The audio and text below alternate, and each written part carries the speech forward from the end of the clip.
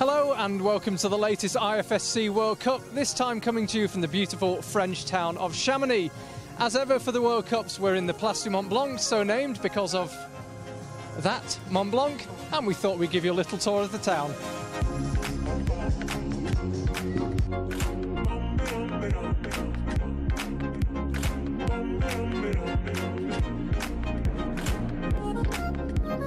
It's been a bit of a whistle-stop tour, but we've taken in all the highlights. We went to the Office d'Haute Montagne, the Maison du Guide, where the Chamonix guides are based.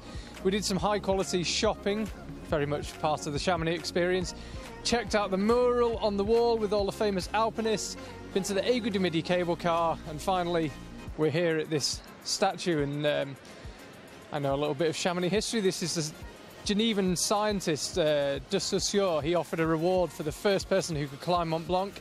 And in 1786, Balmat and Picard took some money off him because they managed to make the first ascent of Mont Blanc. And this is Balmat showing the way to Saussure and showing him where they've been. So, real icon of Chamonix. Nice place to finish our tour.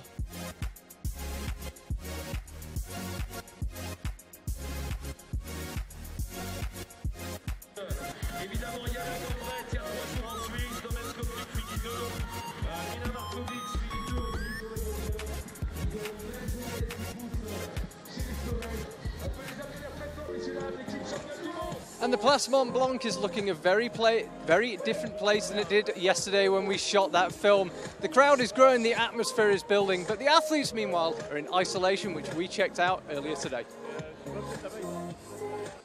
Hello and welcome to Isolation in Chamonix.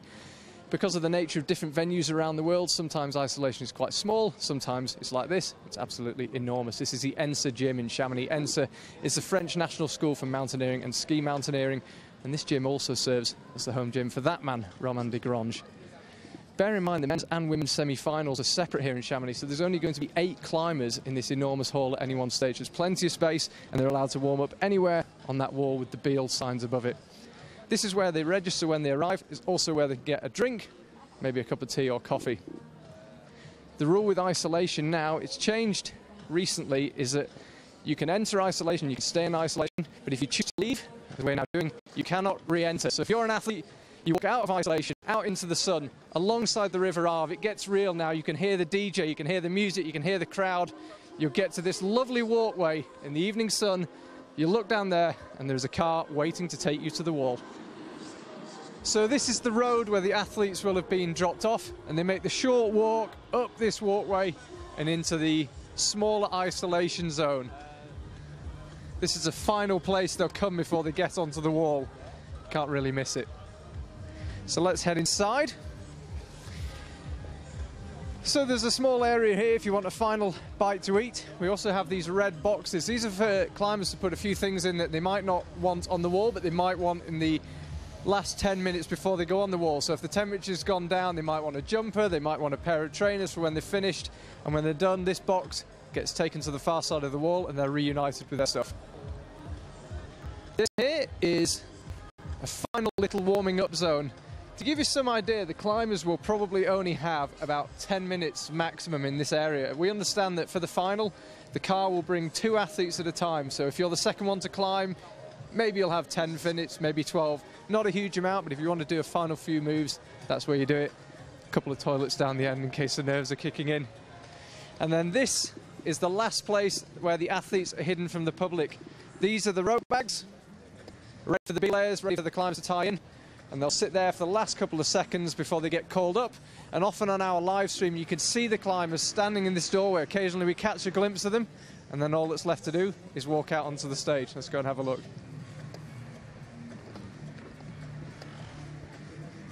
And there we have it, Place du Mont Blanc. It's going to look very different in a couple of hours' time. So, as the sun dips behind the Chamonix Mountains, it's time to head up to the commentary box with Hannah Schubert and Mike Langley. Thanks, Charlie. Good evening, everybody. Yes, we are here in the commentary box, and we are absolutely psyched for tonight's finals. Hannah Schubert, thank you so much for joining us. Obviously, Austrian superstar. Unfortunately, it didn't make through to the finals tonight. We're going to talk about that in a little bit. I just want to say, how's Chamonix been for you this year? It's amazing. It's always great to come back here. I love the atmosphere here, and Mont Blanc is amazing, and also fortunately the weather is better than last year where it rained all the time, and yeah, I enjoyed it a lot. Good, so let's talk about semi-finals. Unfortunately, it wasn't enough for you today. Obviously, it's a little bit painful to talk about because you've been out there. You mentioned that you would love to be competing, not quite meant to be. How was it in the semi-final round? Yeah, it was alright. I felt really good, and the route was really nice. I liked it. I think I put kind of pressure on myself because I knew I would like it. And yeah, in the end, it was not enough because yeah, I kind of made a mistake, but also just didn't get the hold right where I fell. Still felt really good and wasn't pumped, so it's sad, but well, at least I can be part of the final here in the commentary box. Yeah, I mean, it's worked out quite well for us, and I'm sure it worked out well for you guys at home. But we have the men's final tonight first. We're going to have the finals are separated, so it's men's first, followed by the women's final. We had an opportunity to kind of have a little walk around the base of the wall, have a look at the route. What do you think? The route on the right-hand side here on the orange holds looks super tough. Yeah, it looks super tough, but it looks really cool as well. Yeah, it looks kind of tough, but I hope that it's a really good final with that separates the climber really well. Because we have a few on the same spot because of the same. They fell at the same spot in semis. Yeah. But the final route looks really, really cool, and I'm really psyched to see how the climbers will do there. So we just have a little look here at the overall standings. This is after one competition. Romain Desgranges currently leads the way with his win back in Villars. Domen Skofic and Fedir Samilov, Jan Hoyer, Yuki Hada and Christoph Hanke. And what's interesting about the overall results is that quite a few of those names are missing in tonight's final. So no Domen, no Fedir, no Jan, and no Yuki. Yuki is there, sorry, but no Christoph Hanke. So it's going to, the overall World Cup standings is going to change quite a lot. Yeah, definitely. This is our first opportunity. So we see Mont Blanc in the background there. Cloud cover tonight was the first opportunity to have a look at tonight's finals list. Coming out first will be the French superstar, the Chamonix legend, lives here, Romain Desgranges, followed by Yuval Shemla. Yuki Hada, who we just mentioned, after him will be coming out third.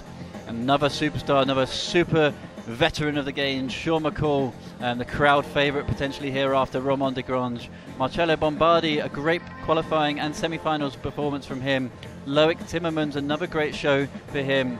Koichiro Coronaga coming out second last, and Stefano Ghisolfi then, the Italian, leading the way, coming out last in tonight's final.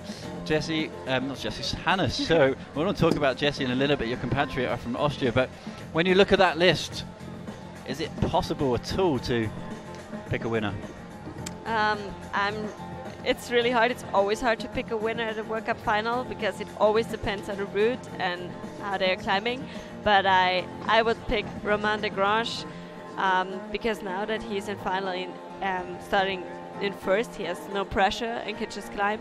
And I think he has the best shape in this final. Well, and Romain is obviously on form with his win just 3 days ago in Villars, but Romain only just scraped into the finals. It was really touch and go, and it was Domen Skofic's early fall on the route last night in semi-finals, which meant Romain went through, and he was sitting beside us actually after he came off the route, and he looked really bummed out. It looked like he thought he was out of it with Domen. Surely was going to do well, but wasn't meant to be an early fall. And Romain, which is great for the French crowd, scrapes through. Yeah, he was really, really lucky. I think the whole French team didn't expect it because they thought Domen would climb well as always and would kick him out. But sometimes you have to be lucky as well, and also people like Domen can make mistakes, and that's what happened. So Romain is one of only 2 French climbers who are going to be in the finals tonight. We have in the women's category Julia Chanaudy, who also comes out in 8th. So 2 French climbers just scraping in. And once again, just like to say, we're obviously a little bit biased, but it is quite cool to see the French making the final when there's such a big crowd. Yeah, definitely, because for the French crowd, it's always important to have people from their country to represent, and then they're also more excited. I think it's also better for the other competitors to have a French. And you've obviously competed here before. What's it like coming out there as a climber in front of this incredible crowd here? Yeah, I never made the final here, so that's why I'm also a bit sad to not be here tonight and climbing here, because I think climbing in finals in Chamonix is the best experience ever. I think I just know it from watching, and it's just an incredible atmosphere. So many people, so excited, and on this Mont Blanc place here, it's amazing. I think the climber will definitely enjoy it. So as you can see there, that is the arena that we're talking about. Crowd slowly building up. And we have just been informed there is a slight delay before the start of the competition, so we are just waiting for the climbers. They are currently in the isolation zone, and they will be coming out for their route reading observation. Now, obviously, Hannah, I want to talk a little bit about the 6-minute format. Now, for those who may not have seen a World Cup final before, years ago it used to be 8 minutes in the finals, and now it's going to be 6 minutes. What do you think to this change? Yeah, it's really tough. For a lot of people, it's a huge change. I mean, 2 minutes, it's a lot. I mean, when you ever climbed with 8 minutes, you know that it was a long time, especially for the men, because the women were always a bit slower.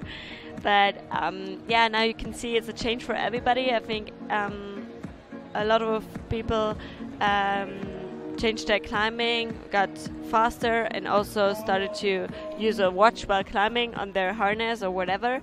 And now they also have the opportunity to look at watches that are down at the stage, so they can look at it when they're climbing. And yourself, obviously, you say you're not made the finals here before, but 6 minutes. Are you wearing the watch when you climb? Yeah, now I do. Yeah. When there were 8 minutes, I didn't, but now I do, because yeah, time passes really quick now. So it's been that much of a change that you think I really have to change my tactics when climbing? Yeah. You really just have to go for it, and especially at the start, you don't have to mess around too much, just go for it. So that's quite interesting, and this is one of our first opportunities to have a look at the incredible wall here in Chamonix. Just about to see the tips of some of the mountains in the background. Just as we have a look at the wall, we have the man who created the routes. Charlie is with the head route setter. Martin, you've been doing more than your fair share of the live stream for the last time. Tell us what we can expect this evening. Yeah, it's gonna be a good show. I'm excited to watch what is going to be on this final routes. We still try to have tops to make the show even better. But you never know. So give us an idea how long you've been working in Chamonix. When did you arrive, and what have you done during the week? We spent 6 days on setting, and now it's 2 days of competition, like normal. But the first day we couldn't work because of the market. The half of the day was off, so we decided to make one more day, additional day. Saturday is market day in Chamonix. And as far as the routes today go, how did you feel about the semi-final, and what have you changed with the final route after watching the semi-final? We didn't change anything. Yes, maybe small changes for the girls. We made it a little bit easier, and for the men we keep the original version, I think. Yeah. When you watched the men's semi-final yesterday, how did you feel? You were happy? Yeah, I was nervous. I always expect, because I know they are so strong, and I always expect that they will, all of them will top this route. It's too easy, but finally it worked. They didn't find the method on the last move, where 3 guys fell, and Ghisolfi did it wrong way, so he couldn't continue his climb. We tried to make it more interest. I mean, more bouldery, maybe more hard to read, and I don't know. And what just doesn't work, but we have to try. And what about in the women's this morning? What did you make of the semi-final? About the semi-final, I'm really happy. It worked perfect for me, and it was what I expected from this route. one top and a good split for the other finalists. Maybe the rest of the starting girls of the athletes was more close on 2 or 3 holes, but it's kind of a game. Everybody could do it and everybody could fall there. So we have 8 girls who passed this section, and I think we just have the best athletes in the finals now. So I think we are happy. And we've been talking about how difficult it is for you to find the level. Just explain for people who maybe haven't seen climbing before how many route setters there are and what the process is where you check the route and the moves.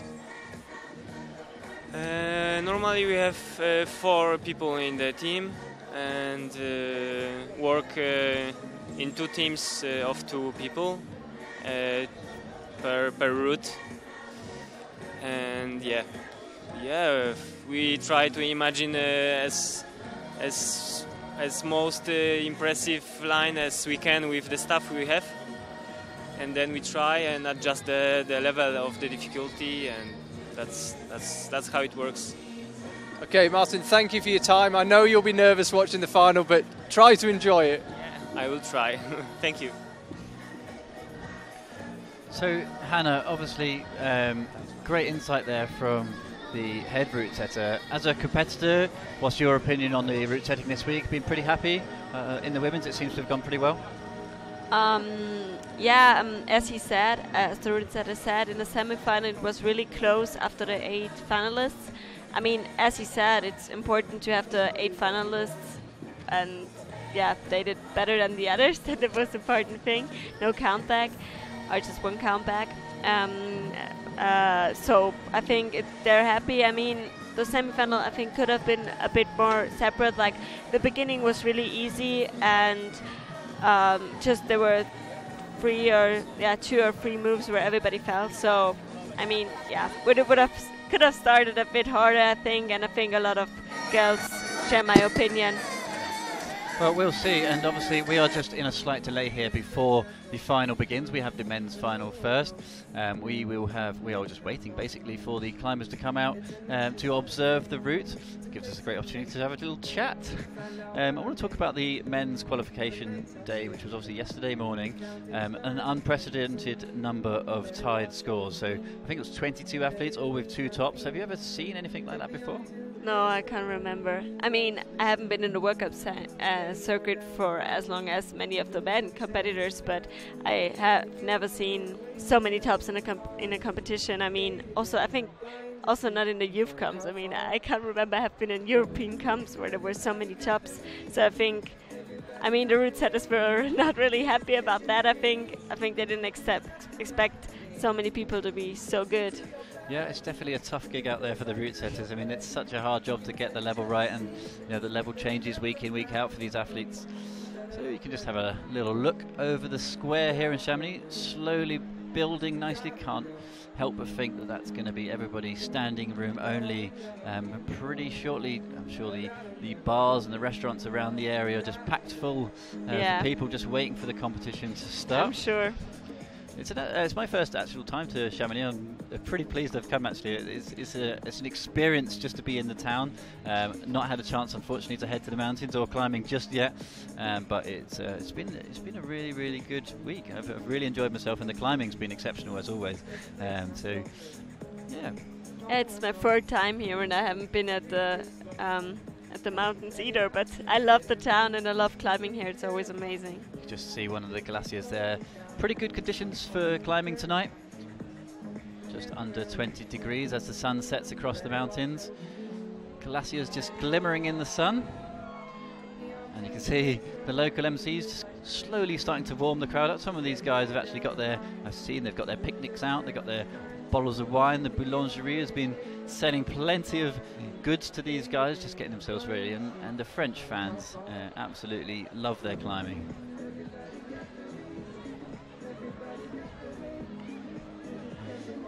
I'm sure they're all waving to the friends and families at home, so if you see someone you know, hashtag IFSC WC. I'm sure we'll be able to give them a shout out, get the local MC to give them a shout.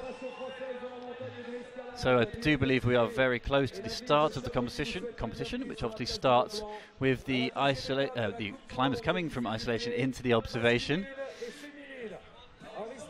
You can see the local MC getting everybody good and ready. And we have an interview with Anne-Sophie Collier. Yeah, for the second week running, unfortunately, you were so close to the finals. Just talk us through your climb this morning. We didn't manage to talk to you after the semi-final. Actually, climbing was okay. I felt quite well. The route wasn't that hard. And then there were a few hard moves, and I somehow also hesitated a bit, which annoys me a bit. But I think in general I'm quite satisfied. Also, I mean, 9th place I'm really satisfied with that, but it's close to the final, and that's always a bit annoying. And I know a lot of the girls could have also done it better, so yeah, it was bad luck, but hopefully next week or next time will be better. And what can you do in the next couple of weeks? You just train harder and try to forget what's happened? Is there anything you can do to try to change your luck? It seems like you just need a bit of good luck. I can't change luck, but I can change my mindset, my physical strength, and I think I will train and then also take the positive aspects. I mean, it wasn't bad, it was just not enough, and just enjoy climbing. Okay, well, in the meantime, enjoy this final here in Chamonix, and hopefully next time we'll be watching you in Briançon in the final. Thank you very much. So we have the presentation of the athletes is just about to begin. The first athlete is there. The crowd really warmed up for the first athlete, which was Romain Degrans. Out next, Yuval Shemler, incredible qualification result for him. The young Israeli from Jerusalem. Just absolutely awesome. It's his first finals, I believe, and the first time anyone from Israel has got into a World Cup final. So an incredible result for Yuval. Really looking forward to seeing him in action quite close to the start of the semi-finals. Yeah. Yuki Hara then out for Team Japan, one of 2 Japanese athletes to make tonight's final. Another great competition for Yuki, really on form. Also made the finals back in Villars last week. Sure you can hear over the headset then. Out next, the legend that is the Canadian rock superstar Sean McCall. Sean definitely be putting on a good show for us tonight. No matter what this guy does, he seems to put on a good show, whether it's boulder speed or lead. This guy knows how to perform, and Sean just so psyched to be back in form and back in a World Cup final. Yeah, and he's always psyched to entertain the crowd, no matter what he's doing. Up next then, one of our first of the Italians, it's Marcello Bombardi. Great result from Marcello to come through. 18th last time out in Villars. And he was in the final of the European Championship as well 1 week before Villars. He did a really good job. So Marcello obviously on form, and he was really on form last night in the semi-finals. He actually did a bit of a high-five victory lap around the crowd, giving everyone the big up. And out next, Loic Timmermans from Belgium. Also his first final. Do you think these guys will be feeling the nerves a little bit if it's their first final? To, and to be in Chamonix as your first final, it's quite an incredible place to kind of have that as an achievement. I think they're just really enjoying it and just want to have fun. I think they're so glad already, no matter what they're doing in finals now. So coming out second last, it's Koichiro Koronaga from Team Japan, the second Japanese athlete. Koichiro, just 20 years old. Debuted back in the World Cups in 2012. Made his first finals in 2014, so Koichiro's actually kind of been on the scene for a little while. And yeah. The winner of the semi-final round then, Stefano Gasolfi. Incredible performance for him, up high on the semi-finals route last night. He put on a great show, a really good tussle with the top of the semi-finals route, and really looking forward to Stefano coming out last. And yeah, it's an incredible lineup. It really gets me excited here in the commentary box. I'm really looking forward to this competition getting underway. They will go into the observational period very shortly. Stefano was so close to making finals in Villars and also at the European Championships 1 week before, so I'm really glad for him that he made it now, because I think he's in really good shape. So you can, guys, if you've not caught a World Cup before, basically the climbers have 6 minutes to observe this finals route. So they have 6 minutes to have a look. Then they head back to the isolation zone, which is behind the wall, so they cannot see any of the other athletes climbing. This is where you start to see the arms waving in the air as they figure out the methods. Obviously, Hannah, you're well used to this process. How does it work? I mean, how do you go about reading a route like this?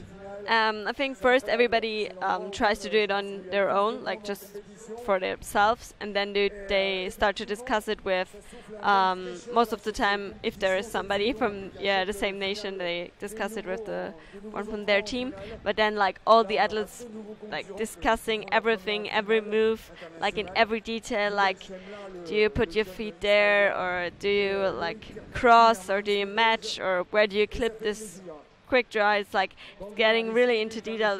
It's really important to have a long time there, so 6 minutes is really nice. And yeah. When you head back, you obviously have 6 minutes to observe it, but how much of that route do you actually remember when you get back to the isolation zone? You know, do you make any mental maps, do drawings or anything like this?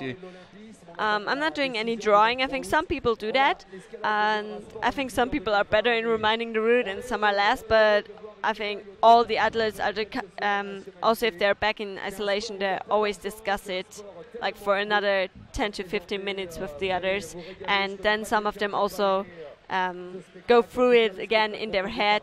Some people also keep it in mind until they start again, like the whole route. Some are really, really good at reminding it. Do you actually ever train this way of thinking? Like, do you ever practice route reading in the gym and then go away and have an isolation period, like a mock isolation? Do you ever go through that process of kind of mind memory?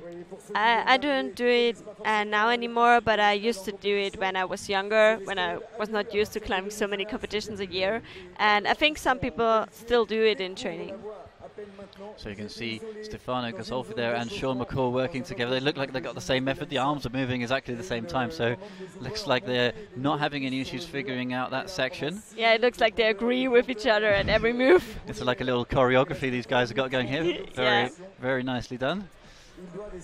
Yeah, it's always nice to watch everybody observing a route. So great to see Sean McCall then back into a finals. He realistically is a crowd favourite. He does so well in the bouldering and in the leading. He was actually the overall winner in Paris at the World Championships back in September last year, and he put on a great show in the semi-finals. In his interview, just saying he's so psyched to be back on form. He had a bit of a disastrous bouldering competition this year. Obviously, he's still going to go to Munich, one competition left, but yeah, he's obviously had to adjust his training, and he said he's just looking forward to next year now. So to make a finals, it's all good news for him at the moment. Yeah, I can imagine. I think also a lot of people like his style of climbing because it's entertaining and fast, and he never runs out of time. He's just going for it and climbs really dynamically, and it's nice to watch.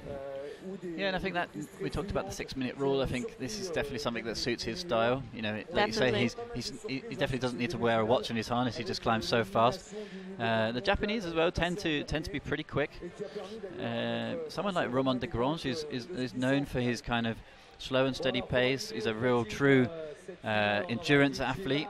Trains the endurance just slow and composed, and let's see what this route has to have in store. Obviously, the guys are having a really good look at it. You can see they've got 2 minutes left, and there definitely seems to be a few dynamic moves in there. We had a little look at the bottom section. There seems to be an early kind of, I'm not going to say jump, but kind of a pretty lively move quite early on in the route, as we saw in the men's semi-final earlier last night. But like in the semi-final, I think it's not a move where they put like really hard. I think they put it to have a really good show.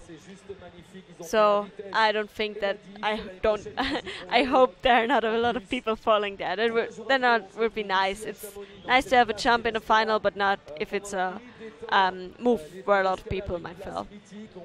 So some of the names who didn't make it through tonight, who were in the Villars finals, obviously we talked about Fedir Samilov earlier, Domen Skofic, Sean Bailey, Christoph Hanke and Jan Hoyer. So it really shows the depth in the field here with the climbing competitions.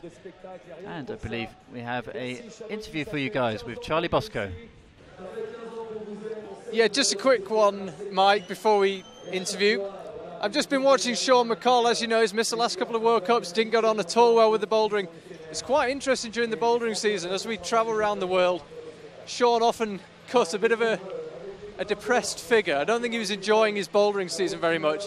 He seems a different man here in Chamonix. You can see it in his body language. You can see it in his interview yesterday. He's absolutely pumped up. He was as relaxed as I've ever seen him. He's sporting a new haircut, and with no prompting from me, he said he's going full hipster. He tells me the sleeve tats are on the way, but he looks as relaxed and up for a competition as I've ever seen him. And I would say that has been confirmed watching him in the observation, so keep a close eye on Sean McColl. In the meantime, I've got climbing journalist from Epic TV, Matt Groom. Matt, you've just walked through the crowd. How's it looking? It's looking incredible, Charlie. Can I just say, very nice to see you again. Yeah, just walk through the crowd. It's massive, the biggest crowd I've seen in this square, and I live here, so I see it quite a lot. All the way back to the road, everyone's sitting down at the moment, being very well behaved, but I presume the second the climbing starts, they're all going to be standing up and cheering the guys on. Matt, the climbers are about to come out. You've seen the 8 finalists.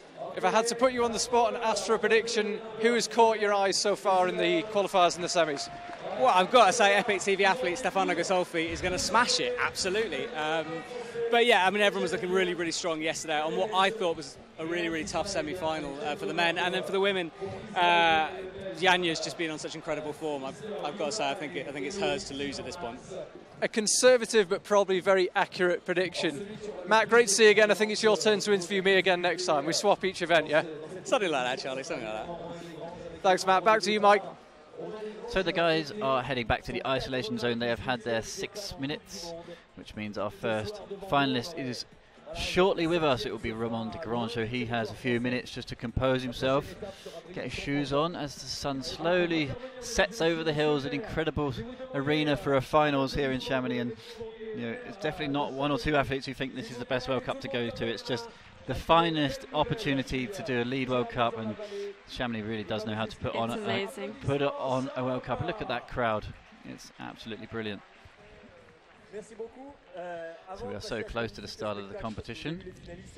Have a final look at tonight's start list. So Ramon de Grange, as we said, will be joining us first. Then Yuval Shelma, who I'm really looking forward to seeing. He put on a brilliant show last night. Yuki Hada will be out third. Sean McCall, who we've just mentioned, out fourth. Marcello Bombardi fifth. Loic Timmerman sixth. Kichiro Koronaga, the Japanese athlete, out in seventh. And leading the pack, it will be Stefano Ghisolfi, who Matt Groom thinks is in for a shout for the win. But we'll see. I would absolutely have no idea who could win this. You know, it really depends on the route. But Ramon de Grange won the last competition out, so he's a hot favourite, but does come out. You know, scraped his way into the finals. But yeah, but as you said before, a few didn't make it at all, like Domen and Fedier. So yeah, but definitely Stefano and Ramon are two to watch. But I mean, the others are. Some of them are in final for the first time, but it doesn't mean that they can't put on a good show. Yeah, I mean, I think everybody here in the final has obviously had good results in the past. Quite a few of the younger competitors, obviously, they've won youth World Cups, youth championships all around the world. So, you know, it's not as if they're strangers to finals, and not as if they're strangers to getting on podium. So, yeah, maybe this is their opportunity to step up and get into the semi-finals, into the final, sorry. Yeah, and these are the ones who don't have a pressure at all. I mean, Ghisolfi maybe has a pressure because he's coming out last, but I mean, for Yuval or Loic, it's their first final and they have nothing to lose, so they just climb without pressure, and I'm sure they would just enjoy it. I'm sure they will enjoy it indeed. And we have Charlie Bosco. Yeah, Mike, I managed to track down Bjorn Pohl. He's known for so many things. Organises the La Sportiva Legends Only competition, reports on sport climbing and competition for climbing for ukclimbing.com, an all-round climbing journalist. What role are you here in today, Bjorn? Well, I'm here shooting for myself, UK climbing, and a Japanese client. And have you enjoyed the Chamonix experience so far? It's a place you know well? I love it here, and I'm here every year at least 2 times, so yeah. And what did you make of the route so far in the semi-finals? Hard in both men's and the women's. They were hard, yeah, and I mean, in the men's final it was maybe not ideal, it could have been better. Bit of a weird route, I'd say, but I mean, it's always easy to say in hindsight, right? Well, I know you run the Kletter Centre in Stockholm and work with a lot of route setters. You know how hard their job is, but it's a fair point. But as for the women's route? I like that one. I really like it. And I have to stress the fact that I don't run the Kletter Centre in Stockholm. I just work there. You seem like the manager when we visited. As far as the today's final goes? Do you have any predictions? Matt Groom from Epic TV said Stefano Ghisolfi and then Janja Garnbret. Any advances on that? Well, I'm going to stick with Janja Garnbret, but I believe in Romain as well. But I mean, of course, Stefano, he deserved it as well. He had 2 really bad comps for him. So, yeah. You heard it. It's a second vote for Janja Garnbret in the women's, and a vote for this man coming onto the stage, Romain de Grange. So Romain de Grange comes out to surely one of the loudest cheers we're going to hear tonight, unless he wins this thing. 33-year-old, lives here in Chamonix. It's his hometown. Just an incredibly experienced athlete. Takes his time. He has 40 seconds to just remember the route, and this is it. It's our first opportunity to have a look at this men's final. Live from Chamonix. I can't wait to have a first look at the route. So excited. So Romain just squeezed into the finals in last position, 8th, but that doesn't mean he's a slouch at all after winning the previous World Cup in Villars. You can see him, good progress straight away. Just comes out looking on fire. Do you think Romain, is he known for being a nervous climber? I think sometimes he kind of nerves a bit and climbs with pressure, but I think not now because, I mean, he's really glad to be in finals. He sneaked in 8th place, as you said, and now he can just climb without any pressure, and he knows that he's in really good shape and that he can win this thing. So just a first look at the first moves here. Quite a cool sequence to begin the route. There's kind of a little section of shoulders, quite dynamic, and a bit of a pop up to the left-hand jug, but he works his way through this cheetah volume now, and you can see the size of the crimps these guys have got to deal with low down on the route here. As we see it in front of us, Romain still in the first section of the wall, kind of 3 major sections here. Starts to make his way up into the steep bit of the wall, and super dynamic move coming up, we think. Bit of a launch off some good footholds and some really bad crimps. So let's see how Romain gets on into this furthest move. Quite a nervy move, but sticks it nicely. That's a cool move from the route setters. The crowd really appreciated that. But as you can see, it was not a really hard one. It was just like to amaze the crowd. Yeah, I think the route setters put it on there just to keep the crowd warmed up, and a big roll fun. over there. Yeah, that's what we want to see. It's nice. Yeah, some lively moves, and then we'll get into the serious stuff. Yeah. I'm sure. Obviously, this is our first look at this route, but I'm sure it's going to kick in pretty soon. And these large slopers are absolutely massive, but really not too much to them in terms of holding on to them. But Romain's looking quite solid here. He's got a really good pace with 2 minutes just used up, and the crowd's really getting behind Romain already here. That's the section where I thought it might get a bit harder. So now, from now on, these few moves, like crossing the wall to the right, I think that might be not so easy. You can see how steep this section of the wall is through that red volume, and he is just pumping through this section of black cheetah volumes, working his way up. Looking really solid now, Romain. Good technique. He's getting really high as the first climber out. This is a good opportunity to see the high moves, but you can see that looked hard. Fatigue kicking in here for Romain. The crowd's lifting. Come on, Romain. Romain's in trouble here, struggling to find the left foot, but keeps fighting. Good. Gets the clip. He's an athlete who can just keep going and going and going. Come on, Romain. The move from this undercling looked quite tough. Not really comfortable, but now he's good again. Now he can rest. As we said in the preview, he's one of the athletes who's just super fit, traditional route climber. As soon as he finds a couple of good holds, he can recover, and I think he needed it. He was really in trouble there for a second, but regains himself and has a look at the top third of the route now. Gets the flip on the right hand. You can see the concentration on his face. And he gets back. An incredibly difficult move to reverse. That was. But climbing forward and back is never a good idea. I mean, but for him it was good. Maybe he figures out another beta. He did really well not to drop that reverse move there. I thought that would have been a really sad way to go out, but has another look, then goes left hand again to the top of the volume. Looks better like this, much better. Romain's fighting so hard now. This is a really good burn as our first competitor out. Still a relatively long way to go, and some really trick moves at the top on the head wall. The crowd is absolutely loving this here in Chamonix. Come on, Romain. The perfect start to the men's final. Romain de Grange heading towards the top of the wall. Oh, that could be a top. Can we see an early top? He needs to head down and left now. First competitor. Looking really good from Romain de Grange. Can he find a top in his hometown in Chamonix? The last few moves. It's so hard to watch. Romain's looking so comfortable here. Come on, Romain de Grange. That looks That looked easy. The perfect start. Give it up to Ramon. What an effort. That was incredible. Ramon takes the applause. Everybody in the arena is on their feet.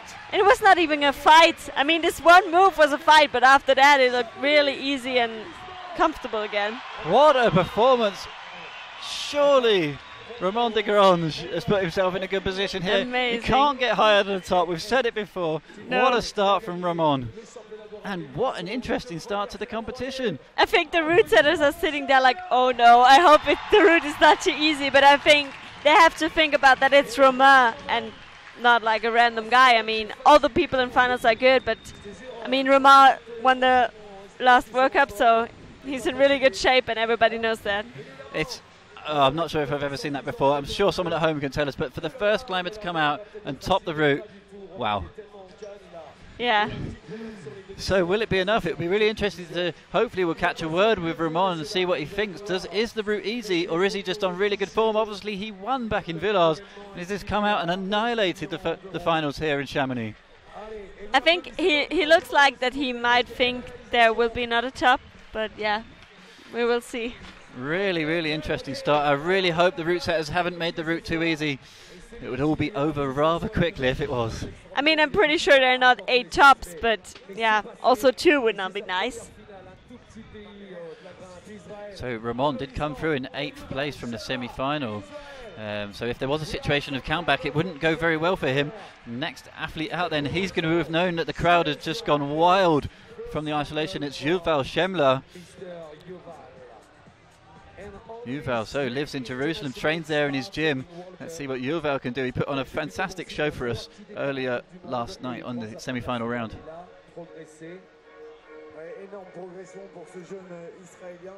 Et c'est vraiment une grosse surprise et c'est carrément un événement pour l'Israël car c'est le tout premier Israélien à entrer en finale d'une compétition internationale. Yeah, Yuval climbed really, really well yesterday. Figured out the key move yesterday in semis. Figured it out really well. Where a lot of other people struggled, he just climbed. So another look at the first section there, and what an act to follow. How do you come out? Obviously, we talked about Yuval, just kind of, he's got nothing to lose, but how do you come out and follow something like that? I mean, I think he didn't really think about it too much, just got into a route and wants to enjoy it. I mean, he was so happy to be in finals yesterday. I talked to him after the semifinals. He said his cheeks are hurting because he's smiling so much. Awesome. Well, and I think everybody in the arena is currently in that situation after being so psyched to see Ramon get an early top. It'll be interesting to see what happens to the show now. Will it be disappointment from here on in, or we will see more tops? I can't help but think we're going to see more tops. So as we have a look at Yuval, oh, nice one-handed catch. So solid. Whoa. Just got to regain his composure, regain his feet. This guy likes to put on a good show, huh? Yeah, he likes it. He likes jumps as well. See, still smiling there. Come on, Yuval. And he also has a good fight face, so probably that's the one. 13th in the European Championships and 16th last week in Villars. Obviously, he's already bettered that performance tonight. In Vihalar, he was 3rd after the qualification. He was really, really good, and then he slipped in semis. So maybe he was, maybe he would have come to finals close there as well. So Yuval proving this is not an easy route, and we actually saw the recovery that Ramon needed after this section of large orange slopers and after this section of volumes. Obviously, this is super hard through this section, and let's see if he can get the recovery that Ramon got, or maybe he doesn't even need it. Let's see how he gets on through this section then. But he's still doing a really good job so far. I think everybody thinks just because of Ramon it looked so easy, you should not forget that it's not an easy route. I mean, the route setters set it for a good reason. It doesn't mean that everything is really easy just because Ramon did it easy. It's one of the best, so. So Yuval on form this week in Chamonix. Let's see how he gets on this move. He's looking a little bit gassed. Feet come off one more time. Come on.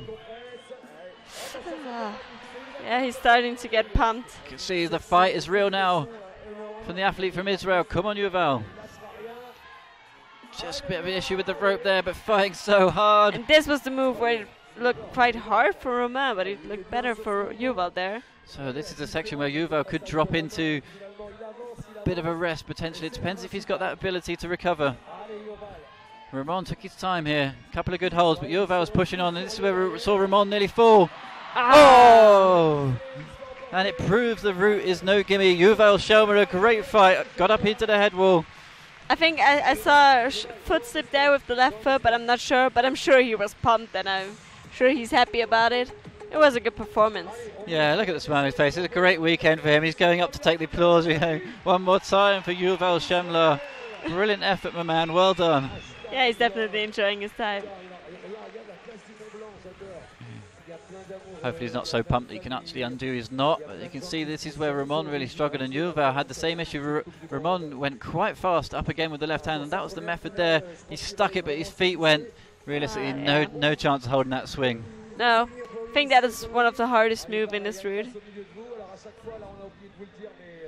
And we're very, very excited to bring an interview with Romain Desgranges. Romain, that was unbelievable. How did it feel when you got to the top and you turn and you see the Place Mont Blanc? It's amazing. It's a dream to make the final in Chamonix, in my home. There is the beautiful river today, so it's perfect. It's a full condition. And it looked like in the middle of the route you were a bit tired, but then the top it was easier. Can you tell us what the route was like? I make some mistake on my movement. So I need to go down to reorganize myself and restart after. But it's not a hard route. I think there are 2 or 3 or 4 tops on this route. Well, it was unbelievable to watch you, and the crowd went crazy. Go and enjoy it. Congratulations. Thank you. Vive Chamonix. Absolutely, well done, Romain Desgranges, and we welcome out our next athlete. It's Yuki Hada from Japan. But as I thought, Romain said that he thinks there will be more tops. We will see if he is right. For him, the route was easy, he said. Or, I mean, if he thinks there will be more tops, he probably thinks it's quite easy. But yeah, it's really hard to know. But there is a potential situation of countback here, because we have ties going into the final from the semis. So we have 3 people coming through in joint second, which is Marcello, Cachero, and Loic Timmermans, all with 36 plus coming through. Yuki Hada, Sean McCall, and Yuval Schelmer on 34 plus. Obviously, countback comes into effect when it's a podium position. It could go, in theory, all the way back to qualifiers and time on qualifiers. So we really hope we want to avoid that situation here tonight. Not a perfect result for going into finals.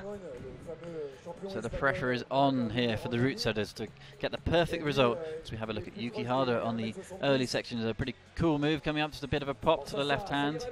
Kind of one to get the arms going. He's so strong on the right arm there, just kind of levitating through that section. Into the nice section of crimps then. Good sequence. You can see the little cappers on top of those crimps just to make them even worse than they already are. And as you can see, some of the holds, like these volcanoes, have a bad friction on the outside, but on the inside they're alright. But you always have to be careful with your feet. If you stand on the outside, you can slip really fast. Yeah, we saw some sort of unprecedented slips throughout the women's and the men's semi-finals. Some of the athletes going with, oh, what a move. That's from where we're sitting, we're side onto the wall, and it just looks awesome to see that with the backdrop really of nice. Mont Blanc. Yuki Hada then looking at home on this route so far. Takes his time on the kind of big jug, but a big cross-through move. I struggled a bit, but was fine in the end. Yuki Hada finding a good momentum here, slightly slower than the previous competitor. But still, time shouldn't be an issue for him. I'm sure when it's getting harder, he's also getting faster. So really lively finals already. If you've just joined us late, Romain Desgranges, the first athlete out, has already topped this final route, which was pretty exciting really, just to see the whole of the Place du Mont Blanc here just go wild for the French athlete was really, really cool. And Yuval Schelmer just coming in beside us actually, he also put on a really good show and just smile ear to ear once again. But it's Yuki Hada, all eyes on Yuki now as he works his way through this section. Yuki looking really composed at the moment, just tapping some chalk on his shorts, taking plenty of chalk on board. Proves that the holds are pretty decent through this section. This is where the fight starts then. Come on, Yuki. Yeah. Crossing the wall to the right is, I think it's not really easy. I think there everybody starts to get a bit pumped. Yeah, especially a big pinch for the right hand, but the feet are cutting. Another pinch for left hand, sorry, and a pinch for the right hand. Come on now, Yuki. Such a bad hold, you can see there. This is where we start to see Yuval Schemler struggle. But Romain rested there, so I don't know if Hada will take this rest. So what's the tactics now for the young Japanese athlete Yuki Hada? What can he do? Can we see another top? And is he doing the same beta as Romain and Yuval, or is he trying something different? So we saw Yuval fall 1.5 moves from here, so this would put Yuki Hada in a good position for a podium if he can get further than that. Come on, Yuki. Left hand again now. Looks like he's struggling exactly as Romain did, and Yuki. It's obviously a hard move. It's far, I think. There is a good rest there. They're really taking advantage of that rest. Looking up. Come on now. Sticks it. Good work from Yuki Hada. Come on. Sticks the move where Yuval fell. It looks good. Root sets are going to be getting nervous now as Yuki Hada from Japan looking really good on the head wall. Come on, Yuki. Everybody here in Chamonix looking up. I'm not looking sure to the crowd. Taking the applause from the crowd. This is an awesome moment here in Chamonix. Look at the backdrop. What a place for a competition. And Yuki just taking his time, taking it in. 1 minute 40 still to go. I think he took a look at the watch of the stage there to be sure he's not timing out. Plenty of time. He looks like he could stay there all day, to be honest with you. So Yuki pulls up then. Cross this volume with his left. Cross the wall with the left. Yuki's looking really solid. Oh, this is fine work from Yuki. Surely we might see another top here from the Japanese athlete. But 2 more moves. It's gone with the left hand rather than the right. Oh, and another top in the men's final here in Chamonix. Yuki Hada secures the deal. And that will mean Romain de Grange cannot take the gold medal. I'm sure the crowd is a bit disappointed about that. Yeah, Romain de Grange is actually sitting meters away from us, and after such a high of coming through and topping the final route, just to see Yuki get a top is a real shame. Shame for Romain, but amazing for Yuki. Yeah, amazing for Yuki. But I mean, I don't know what he's thinking. Maybe he's also thinking about another top. So we have Yuval Schemler with Charlie Bosco. Won tonight. It looked like you loved every second of that. Yeah, I did. It was like just an amazing cup, and I surprised myself so much. So like, I enjoyed every second of it. Like, I was so happy making the final. So like, everything more is just a bonus for me. Did you feel like the finals was something realistic for you, or could you just not believe it after the semi-final? How did you feel when you realised you were climbing here tonight? After the qualifications in Villars, I knew that it's possible, but like, I thought it would be really hard, and it was. But I'm so glad I made it. And these finals like also surprised me a bit. Like it was better than I thought, but I think I could have done a bit more. But still, I'm so happy about all this. And when you fell, was it just tiredness, or do you think you made a misread? Like I felt pretty good. Like I wasn't completely pumped. But when I got like to the big volume, my foot I think popped because it was really low and not that good. So like it was hard to take the swing, but like it was just so much fun to climb it. Well, if the crowd had half as much fun watching as you did climbing, I think they've really enjoyed it. Congratulations, first final, great to watch. Thank you very much. Great to hear from Yuval there as we look at the legend that is veteran and true all-round hero of the climbing game. It's Sean McCall from Canada. What do you think, Hannah? Can we see another top? Sean McCall surely is going to like this route. I'm pretty sure that Sean can top this route if he really dedicates it. I'm sure he's in good shape, and he also wants to top it. So no doubt about that, and I'm sure he can do it. We heard from Sean throughout the competition, really, after qualifiers and semi-finals. He said, he really wasn't sure of his condition coming into this competition here in Chamonix, but he said after qualifiers he felt like he was on, he felt like he was fit. Let's see what he can do. And another athlete who's just desperate to get through to finals and put on a good show. Yeah, before the first comp, it's always hard to tell where you are and if you're in good shape or not. And for him, this comp was the first opportunity because he was not competing in Villar. So Sean McCall sets up for this next move. I'm quite looking forward to seeing Sean on this. Come on now, Sean. Easy. Nicely done with one hand. Looked like he was just going to stick with the one-handed lock-off there for a second. Oh, drops into a figure four. You don't see that every day. Sean McCall. But it works out pretty well. Sean McCall using his ice climbing skills there. Drops into a figure four. He likes going feet first when he can, but seems to have got himself in a bit of a tangle here, but it gets out of it nicely. Hope he's not burnt too much energy there. Worked for him to get into that move for the crossover of the right hand, but really tricky to get out of that. Once again, the figure four, not something you see every day. Hope someone's got a photo of that. I'm sure. There's so many photographers. I'm sure somebody catched it. It has to be. So Sean McCall, 28-year-old, the overall winner of the lead and speed and boulder championships in Paris back in September. Struggled in the bouldering season, but is back on form here, it would appear, in Chamonix. And the style of the boulders really changed in the last few years. I mean, everybody takes time to adapt to that, so maybe next year it will be better for him again. I think Sean McCall really has one eye on the Olympics, so he's becoming a real specialist in the all-rounder game. So Sean McCall showing his style once again, just canvassing through that section. That is absolutely ridiculous. Sean McCall just so agile, so strong, just known for his canvassing through these routes, and he's kind of on his own with his style almost out there. That's true. The size of the biceps and the right arm, and he's just locked off there, just having a look through the next section. Come on, Sean.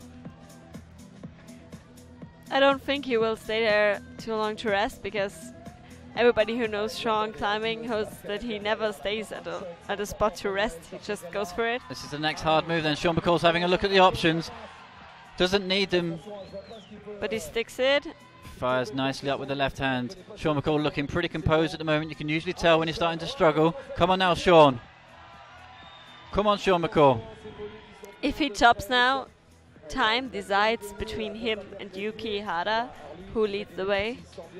I think he might be faster. Yeah, I'm pretty sure. So Sean McCall is only really burnt 3 minutes, and he's into the top section of this route. Only a couple of moves remaining, still 2 minutes 43 seconds on the clock. So come on, Sean.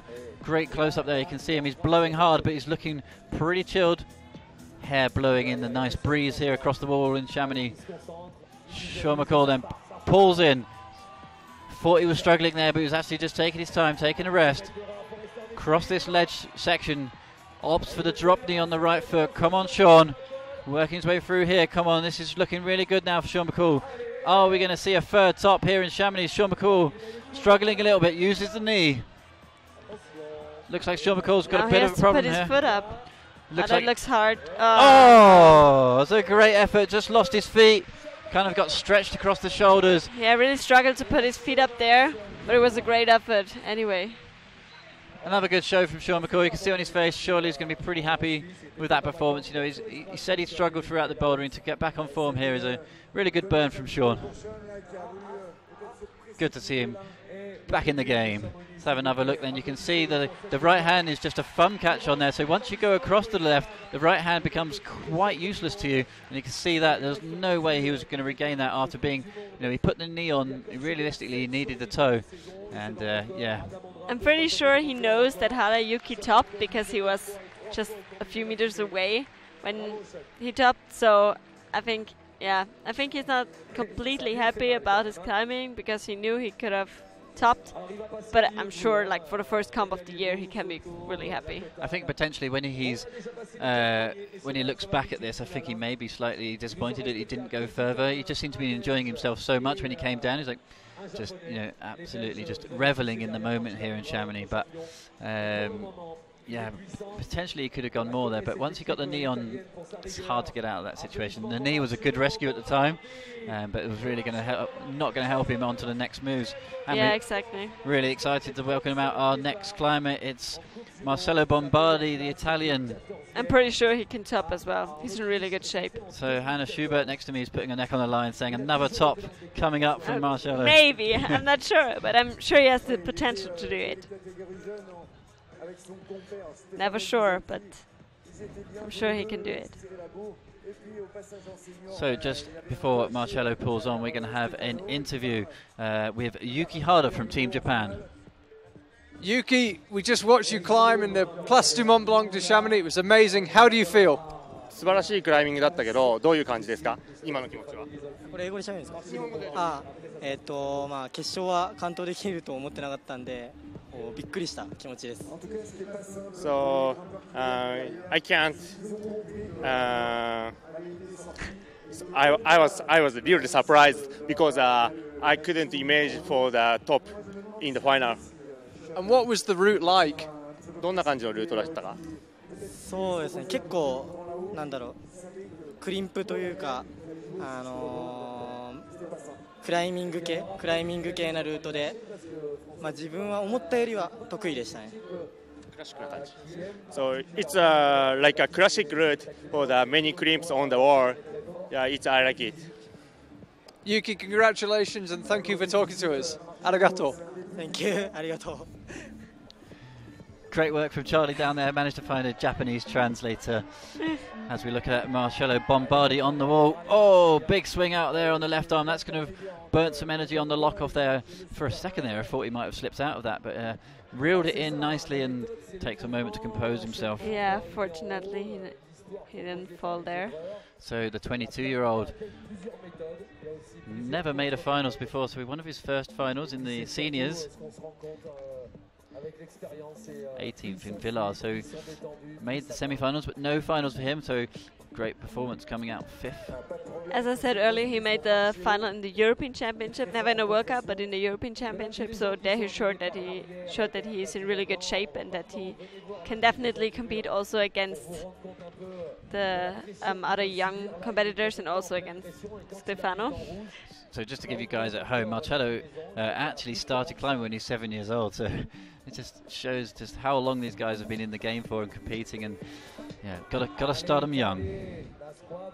So Marcello, so far so good, looking really composed. Had a bit of a moment on the earlier sort of large move to the pocket, but looking so strong through here. Just the athleticism of this guy is really incredible, just so solid, so much body tension. We have a good close-up look at that top of that black cheetah volume, and this is where we start to see the struggle. A couple of moves and he can have a bit of a rest. Marcello Bombardi, so far so good. I think it's always hard to tell how much the people back in isolation know what's going on. So if they all know that there have been 2 tops already, and if they know they have to top if they want to have a spot on the podium, so that's crazy. I don't know if they know it, but I'm sure they have a feeling. Yeah, it's quite similar to the qualification round. A lot of tops. They knew when they came out if they wanted to get through they would have to top, and the crowd raises now for Marcello Bombardi on this head wall. Takes a moment to compose himself. So much time in the bank still, just under 3 minutes remaining. Loads and loads of time here. And he looks really relaxed. Gets the crowd going. This guy's enjoying himself out there. He's not looking pumped at all. He looks really relaxed. I think the route setters are getting pretty nervous, I gotta gotta say. Pretty nervous. I mean, they're putting on a really good show. There's a lot of tops, which is quite cool, but realistically, this route is too easy. We have to put it out there. Marcello Bombardi. They know it. I think they already knew it at maybe not at a Romance top, but maybe at the second top they knew it. So here he goes then, pulling into the head wall.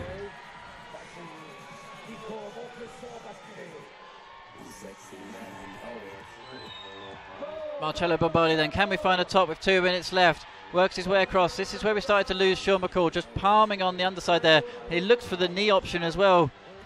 Obviously this is not as easy as it looks. He's straining so hard now. Come on, Marcello. Crowd's really behind him. One more move, come on. Oh, sticks it. Oh, what a save. Incredible moment here from the Italian. Marcello Bombardi finds a top to join Yuki Harder and Ramon de Grange with a top. Great moment. Amazing. Well done, Marcello Bombardi. You've done everything you could. A top in a final in Chamonix. Incredible. That puts him in first place because he's tied with Loic and Kaichiro, but not with Yuki Hara. So another athlete finds a top and gets knocked off the top seat. By countback, it's Marcello Bombardi now who sits at number 1 against his name, and the smile on his face shows it too. Crowd really appreciated that show from Marcello. Yeah, the second last move looked really close. saved himself there. I think the crimp was quite good, so he sticked onto it. Really good job. So really interesting finals. Again, lots of tops. 3 tops already in the final with 3 climbers still to come. That's crazy. A really crazy finals here in Chamonix. Once again, the route setters struggling with the men's competition. Lots of tops. Yeah, it's crazy. And especially with a few of the best missing. I mean, there are some of them, like Adam Ondra is not here, Jakob Schubert is not here, and Domen is not in finals. So with them, would have been even more tops, probably. So here you can see it, Marcello Bombardi, who we've just seen top, Nugi Harder top, Ramon de Grange top. There's not too many times you say that in a men's lead final. Sean McCall just below them, 42, and Junvel Schemmer, 35 plus. And we welcome out our next climber, Loic Timmermans. So Loic also with 36 plus from the semi-final round, so he tied with Cachero and Marcello. So if Loic tops here, and I'm pretty sure that he knows that he has to top. I mean that it's possible, because I'm definitely sure that he knows that Marcello topped. I think it's hard to not hear that when you're back in isolation, or like just a few meters away. Yeah, with a crowd this big, there's no way you can't hear that. Yeah, no way. So you can see the light is fading here in Chamonix and the spotlights are on. The show is really underway, and what an interesting show it's been so far. 3 tops in the final so far out of 5 athletes, sorry. So Loic Timmermans starts his campaign. Let's see how he can get on with this route. I don't want to be rude to the route setters, but I have to say the final is not a really good set. And I think a lot of people agree who are watching now, because 3 tops already, I mean, it's just too easy. I mean, it's nice to see tops, but always the goal for the route setters is to have 1 top and all the others separate. And yeah, that's not possible anymore. Yeah, that's obviously not what the route setters would have wanted. Obviously, we say time and time again, it's so difficult, but like you say, it's not gone to plan for them tonight. Crowd wanted to see something different. But I have to say, it's not easy for the route setters. No, I mean, it's not easy to set a really good World Cup route to separate all the athletes. So Loic Timmermans then working his way into the steep section, starting his campaign for real in the finals now. Let's see how steep this wall is. Into some good set of crimps. Now Loic lines up this jump. This is where we saw some of the athletes having no issues. Loic actually one of the bigger climbers. Yeah, he almost reached it, I think. Yeah. Definitely one of the taller athletes, and making use of his height there. His foot actually stayed on where Sean McCall ended up with his feet above his head into the figure of 4. But Loic Timmermans again looking super solid. No issues so far through this men's final route here in Chamonix. I'm sure sometimes also the taller climbers have an advantage, but it doesn't mean that smaller climbers can't do the same.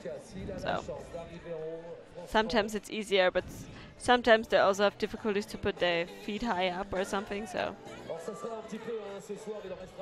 Loic Timmermans through the large section of slopers.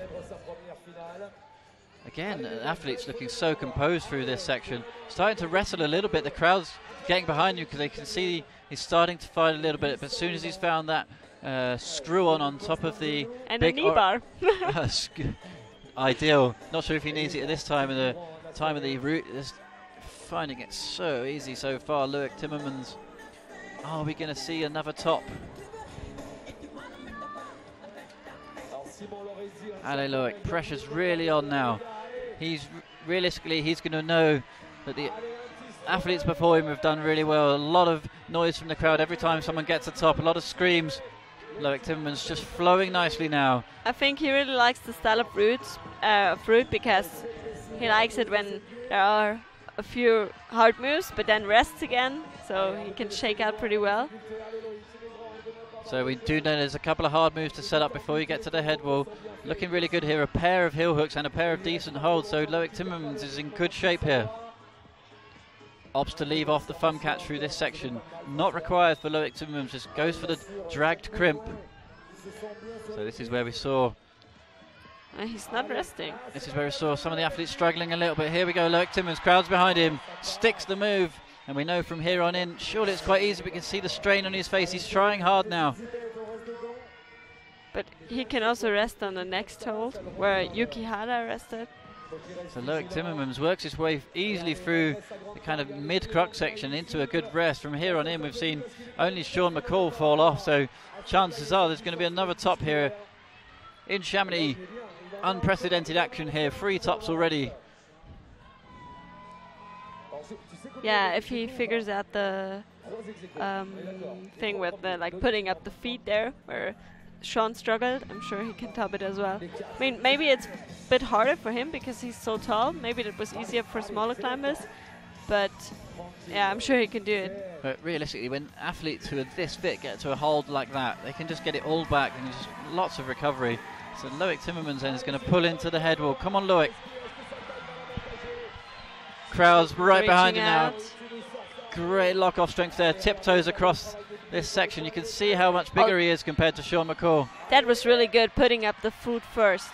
So Loic Timmermans eyes it up. That's where we've seen some action on this next move. Loic just looking in complete control. He's going to go right-handed. Oh, no! Loic Timmermans blows his opportunity to win here. And I think he knows it. He looks so composed there, Hannah, and just something went wrong. Yeah, I'm not sure what happened yet. I mean, maybe we have a replay because... Okay, just as Loic comes off the wall, we're really looking forward to hearing this. This is Sean McCall. Sean, we haven't seen you at the last couple of World Cups. Look like you really enjoyed being back. Yeah, definitely. And yeah, just the one, yeah. And tell us about the route. You got so close to top, not quite. Yeah, definitely. I found the last move because the last actual move is really easy. After I found out the 3 people top, pretty disappointed. A little bit in the route setters because really 3 tops, just too many. I probably should have topped. I was up at the top and I really couldn't get my left foot up on the little spike, probably a flexibility thing. And then I got my knee on and I was just hosed. I couldn't move my knee, I couldn't go backwards. I tried to just generate momentum and I couldn't obviously get that last move. Were you tired at that stage? We saw lower down when you did the figure of 4, you did a couple of extra moves, or was there not that much fatigue? I made a few errors at the bottom. The figure 4 was okay, but then when I went to the next hold, I couldn't get out of it. But I didn't move as quickly as I wanted to at the beginning, just because the moves were a little bit different than what I had imagined, especially going through those really big noses in the middle. Then I actually missed the foothold. It was a black hold in the red part, and I was looking only for orange holds. So yeah, again, little mistakes here and there, and it's going to cost me this time.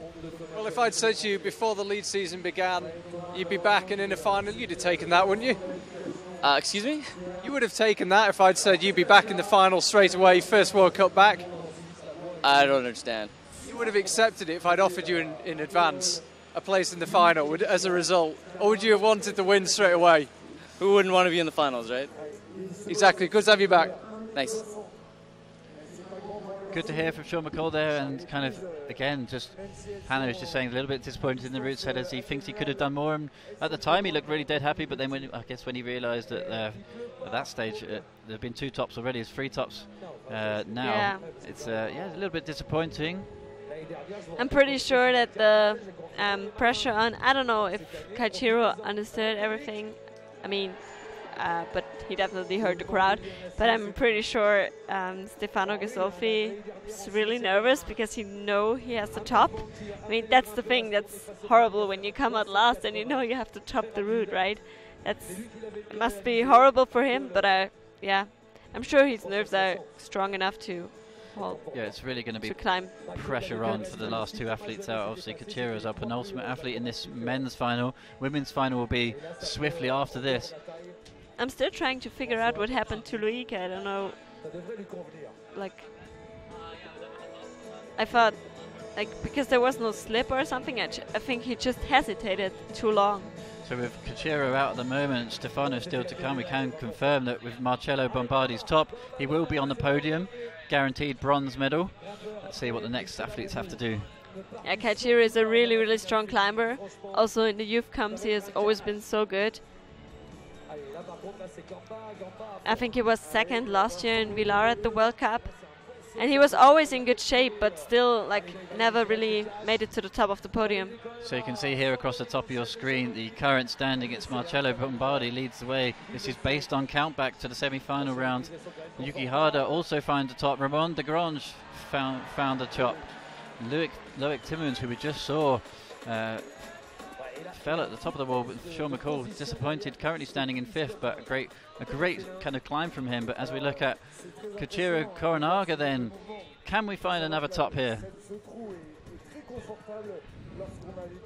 Like concerning his shape, I'm really very sure he can do it. Just not making any mistakes.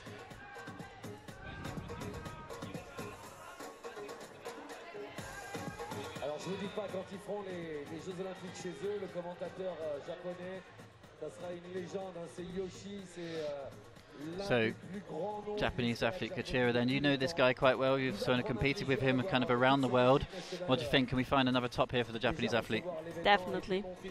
He's always been a bit unlucky at the youth comps, but he always was in great shape over the last few years, and yeah, I would be really happy for him. He really deserved it as well.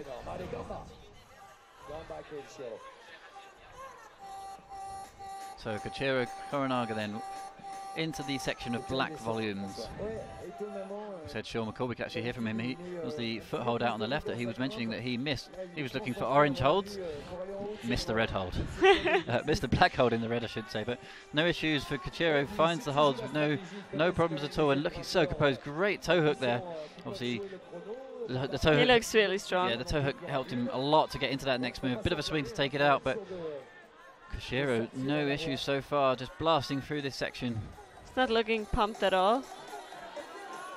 So Koichiro came through in joint second place with 2 other athletes, so if he finds a top here, we'll put him into the top spot with only 1 climber still to come. So Japanese athletes got it all to do. I know we've seen a lot of tops here, Hannah, but this route surely can't be easy. These climbers are just on such great form.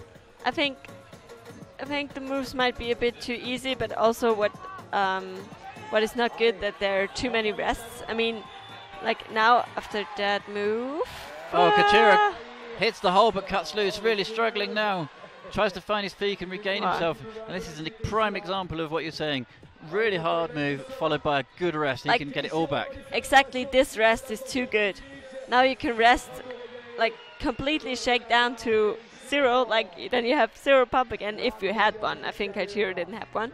And now for the last few moves you're like completely without pump and like just start fresh again. And that's not good, because there you could divide between people who are really fit and not pumped at all when they get there, and between people who are really pumped already when they get there. I think realistically that hold could have been, you know, it's so easy for us to say sitting here, but that could have been a bad hold. Yeah. It could have been just straight into the head wall. Just keep the momentum going, keep the power going. But I think that's exactly what the route setters also realize now, that this hold would have been better to be bad. Yeah, again, it's so easy for us to say sitting yeah. here. And, all credit to the route setters who've done a great job all week. You know, just tried so hard. But it looks like they may have made a mistake here. But here we go, Koichiro, can he find a top to take the lead? Oh, he fits into that body position so well. Some of the other climbers bent backs, but Koichiro just slotting in there, just makes it look like a set of jugs. Really nice. Can he get this next move? Nicely done. Chooses to go with the left hand. Obviously going to see a top. Nice, easy last move. Koichiro Koronaga, the 4th athlete at the top. Nice. But I think, I'm not sure yet. We will update the score soon, but I'm pretty sure that puts him in 2nd place, because Marcello Bombardi still leads the way because he was faster.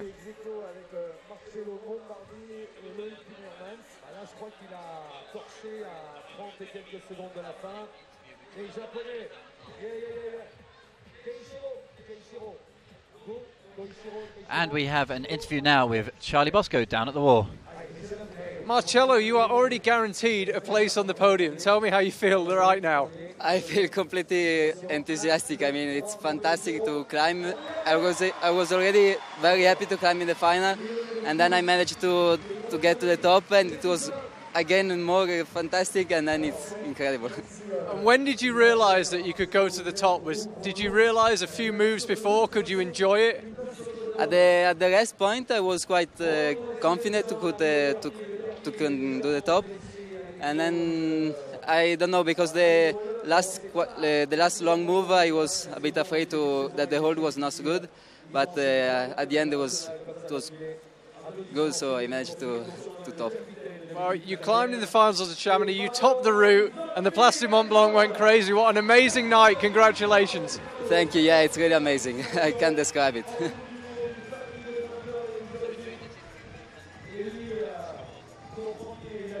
So during the interview we've had an opportunity to check the scores. It's Bombardi there in the interview currently sitting in first because he was faster than Coronaga, who currently sits in second. It's Yuki Hada in third, so it's all about Stefano Ghisolfi then.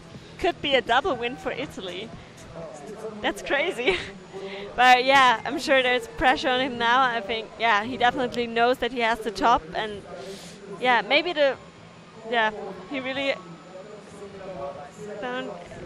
I'm sure he can do it, but he, I don't know, if he hesitates too much. What an incredible pressured situation here. Realistically, he's going to know that it's all about him now in the final. Crazy. Just what's it like just to be there and just have, you just know you've seen 7 athletes go. You realistically knows 4 of them are top. Just to come out and keep himself composed is going to be really, really tough. This is a real show of Stefano Ghisolfi's mettle here. Yeah, I mean, I think everybody knows that he's in a position to top, that he's really strong and that he definitely can do it. But everybody's just thinking, can his nerves stand it, or I'm not sure if my nerves can stand it. Yeah. Yeah, cool. We'll wait until Stefano. But yeah, I'm sure he can do it. So definitely. Come on, Stefano. Can he take away the win here in Chamonix? He was the top qualifier. We got 2 moves further than anybody else in the semi-final, so that could have been the thing that gets him the win here. If he finds the top, he'll be so pleased that he did a good performance in the semi-finals. Yeah, because the advantage for him is that he doesn't have to care about time. So it is time that currently splits first and second, which is Bombardi and Coronaga. It's a real shame to have to go back to the time in this sort of situation. Yeah. It's a shame. So Stefano Ghisolfi really on form at the moment. Recently climbed a stack of 9Bs outside, so this guy is so solid. And as we saw in the semi-final, he's a bit of a fighter on the routes. He kind of gets quite pumped but can get it back. He's more of a route climber than a boulderer, so we may see kind of a similar situation what we saw with Ramon, a few bits of struggling but then some good recovery. Yeah. And it's crazy to think that Ramon was not that long ago, and we've seen 3 tops since his top, and at that time we didn't know what was going to happen, but we thought with the first climber out topping it may be too easy, and that's definitely been the case. Yeah, but in his interview Romain said already that he thinks there might be 3 or 4 tops, so he was right, unfortunately for him, and unfortunately for the route setters. But as we said, it's all eyes on Stefano Ghisolfi then. Pressure is on. If he can come away with a win here with that much pressure, it would be a really impressive performance. Definitely. So composed at the moment. Hopefully he's blocked out all of that and he's out there to tackle the route and the route only. He's not thinking about what the other competitors have done. Hopefully he's managed to keep himself distracted backstage and just wants to come out and just put on a good performance. Hopefully. I mean, before I said he doesn't have to care about time, but yeah, he still is not allowed to time out. That's what I also want to mention. I mean, he still has 3 minutes, but still. So Stefano works his way through these volumes with no issues. Realistically, it's only going to be a slip that takes him off this route, you would imagine. Fitness for days, this guy. Come on, Stefano. So far, so good, and easily through that section where we saw a couple of the other climbers wobble, and it's realistically, it's his next move. If he sticks this, he's in a good chance for a win here. Come on, Stefano. Looks really good. No problems at all. We saw Japanese athlete cutting loose there, but Stefano's just looking so solid. Gets a bit of a cut loose, but seems to control it. This hold is just good. As we said, it's just too good. Such a good hold, and for a second there was a little bit of drama, but he's managed to compose himself. Realistically, in his mind, he probably knew that he was all under control, but the crowd held their breath there for a little bit. So now he can relax again. Can Stefano knock his compatriot Bombardi off of the top of the podium? Stefano just taking his time. Lots of time still on the clock. Still well over a minute and a half to make this top section happen. Can't imagine what he's going through now. The nerves, his heart must be pumping in his chest. Yeah, I'm pretty sure. Everybody's holding their breath now. Stefano Gasolfi, what have you got? Could be a perfect day for the Italian team. I'm getting so nervous watching here. Fingers are sweating. Me too. The DJ's got some really sort of tense music on as well. Come on, Stefano. He asked for the support from the crowd. Can Stefano finish off the perfect week here in Chamonix with another top? Yeah, so now he should start. Like 1 minute left. 1 minute left. He doesn't want to time out. He's just taking his time. He's looking at the clock. You can see him glancing down there. Surely now's the time to leave. He's got. Now he goes for it. There's only a few moves left, but it's quite a slow section. So here we go. Stefano Gasolfi looking fresh. Can he get the win here? Moves up with the right hand. No issues. Fits into that gap. Oh no! Stefano Gasolfi drops it and wobbles out. That means Marcello Bombardi takes the win, and what an upset at the end there. Stefano Gasolfi, we talked about the nerves. That were the nerves, definitely. Stefano just pulled up, he looked fresh as the first move, wobbled out of the top section. That is a real upset here in Chamonix. You've got to feel for Stefano Gasolfi. He's had a great week, but wasn't meant to be. Crazy, it's Marcello Bombardi's first World Cup final, and then he wins it. Crazy. Amazing. You can see him just in front of us actually. Let's have another look then. What went wrong for Stefano? Just pulled into this section, looked relatively in control, but just missed it with his left hand. Just missed the hole, but that, I think that was because he was so nervous. It was like a lack of concentration. We have Charlie with our winner. Marcello, you need to make your way on the stage in just a second. There are people hugging you, congratulating you. You won the Chamonix World Cup. Yeah, it's incredible. I don't know. And it was amazing when Stefano was climbing, you were shouting, cheering for him to win, cheering for him to top the route, but he didn't and you won. What is your biggest emotion now? I can't describe it. It's a dream for me to climb in the final, and then I won, and I don't know what to say. Well, you're going to go on the podium and take a gold medal in front of the Chamonix crowd. Enjoy every second. It's very well deserved. Congratulations. Yeah, thank you. That was for sure. So, a great moment there from the Italian. What a way. First World Cup final, first win. Can't ask for more than that. Let's have a look then at the result. Number one, Marcello Bombardi finds the top, and what a unprecedented finals. A strange result once again here in Chamonix. It's Koichiro Koronaga second, Yuki Hada third. Romain de Grange knocked off the podium after his fantastic top at the start of the competition. He finds the top also though. Loic Timmermans 42 plus. Sean McCall down in 6th with 42. Stefano Gasolfi, we had him picked for the win. It ends up coming in 7th. Yuval Schemmler comes 8th but can hold his head high. What a final, Hannah. Really, really interesting. Yeah, really interesting. I mean, topping a route and then getting 4th is like the worst a climber could imagine. But yeah, as we said, the route was just a bit too easy, and in the end it was like that day for Marcello Bombardi climbing in his first final and then like just crushing it. But he also already knew that there had been tops, and I'm sure he was nervous too, but we're seeing him like, yeah, he's standing next to us and he looks like so happy, and it makes me happy to see him so happy. It was actually a really interesting finals. Obviously we saw lots of tops, but it made it quite nervy to watch. Obviously after the first, here we have, let's have a look then. Let's look at this celebration. He knew he'd done everything he could. Marcello Bombardi takes the applause. Celebrate through style as well. That was absolutely brilliant moment. And wow, just to come out. Just have a look at the replays. We have Loic Timmermans with Charlie. World Cup, what are your first emotions when you come off the wall? You happy with your performance? I'm first frustrated because I didn't top it and I really knew I could do it.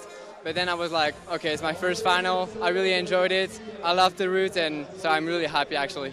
And what was it like climbing in front of the Chamonix crowd? Did they make you climb better? Did you even notice them? Actually, I didn't notice. I was feeling like I climbed in my own gym. And then I actually turned around after my climb and I was like, oh, hello everyone. And yeah, the crowd is really huge. and it's amazing climbing Chamonix with the whole surroundings here, and amazing. And does this just give you more motivation for the rest of the year, and what are your goals for the rest of the year? Yeah, this is my first final, so it's really getting me motivated. I'm planning to do the whole lead season, and now I'm just motivated to go back training and to do the whole circuit. Well, I love having you in the commentary box, but it's even better to see you on the wall. I'm so glad you enjoyed your first final. Hopefully we can see you in a lot more. Thanks. You know, in a strange way, Hannah, I still enjoyed the final. It added a very interesting element to the men's final, and we're going to move on, moving swiftly on. We are very, very excited to bring you the women's final here in Chamonix, and this is the athletes' presentations for the women. As you can see there, the crowd absolutely packed into the square here in Chamonix as the local MC brings out our athletes. First one out, you can just see a bit of a glimpse over there. It's Julia Chanaudy from France. I'm very happy that she's in finals because she was 10th in Villars last week and 9th at the European Championship. So, yeah, I'm really glad that she made it this time.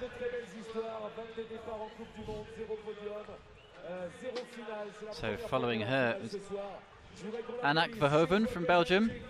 Third last time in Villars, is one of the most consistent athletes in the game. She must have competed against Anak quite a lot. So I'm sure we get lots of insights from you, Hannah Schubert, slightly later on. Tina Hafsey out next from Norway. This is another athlete who's coming back into competition climbing after a long break. So it's great to see the Norwegian get through to a final. Yeah, I'm really happy for her to be in finals.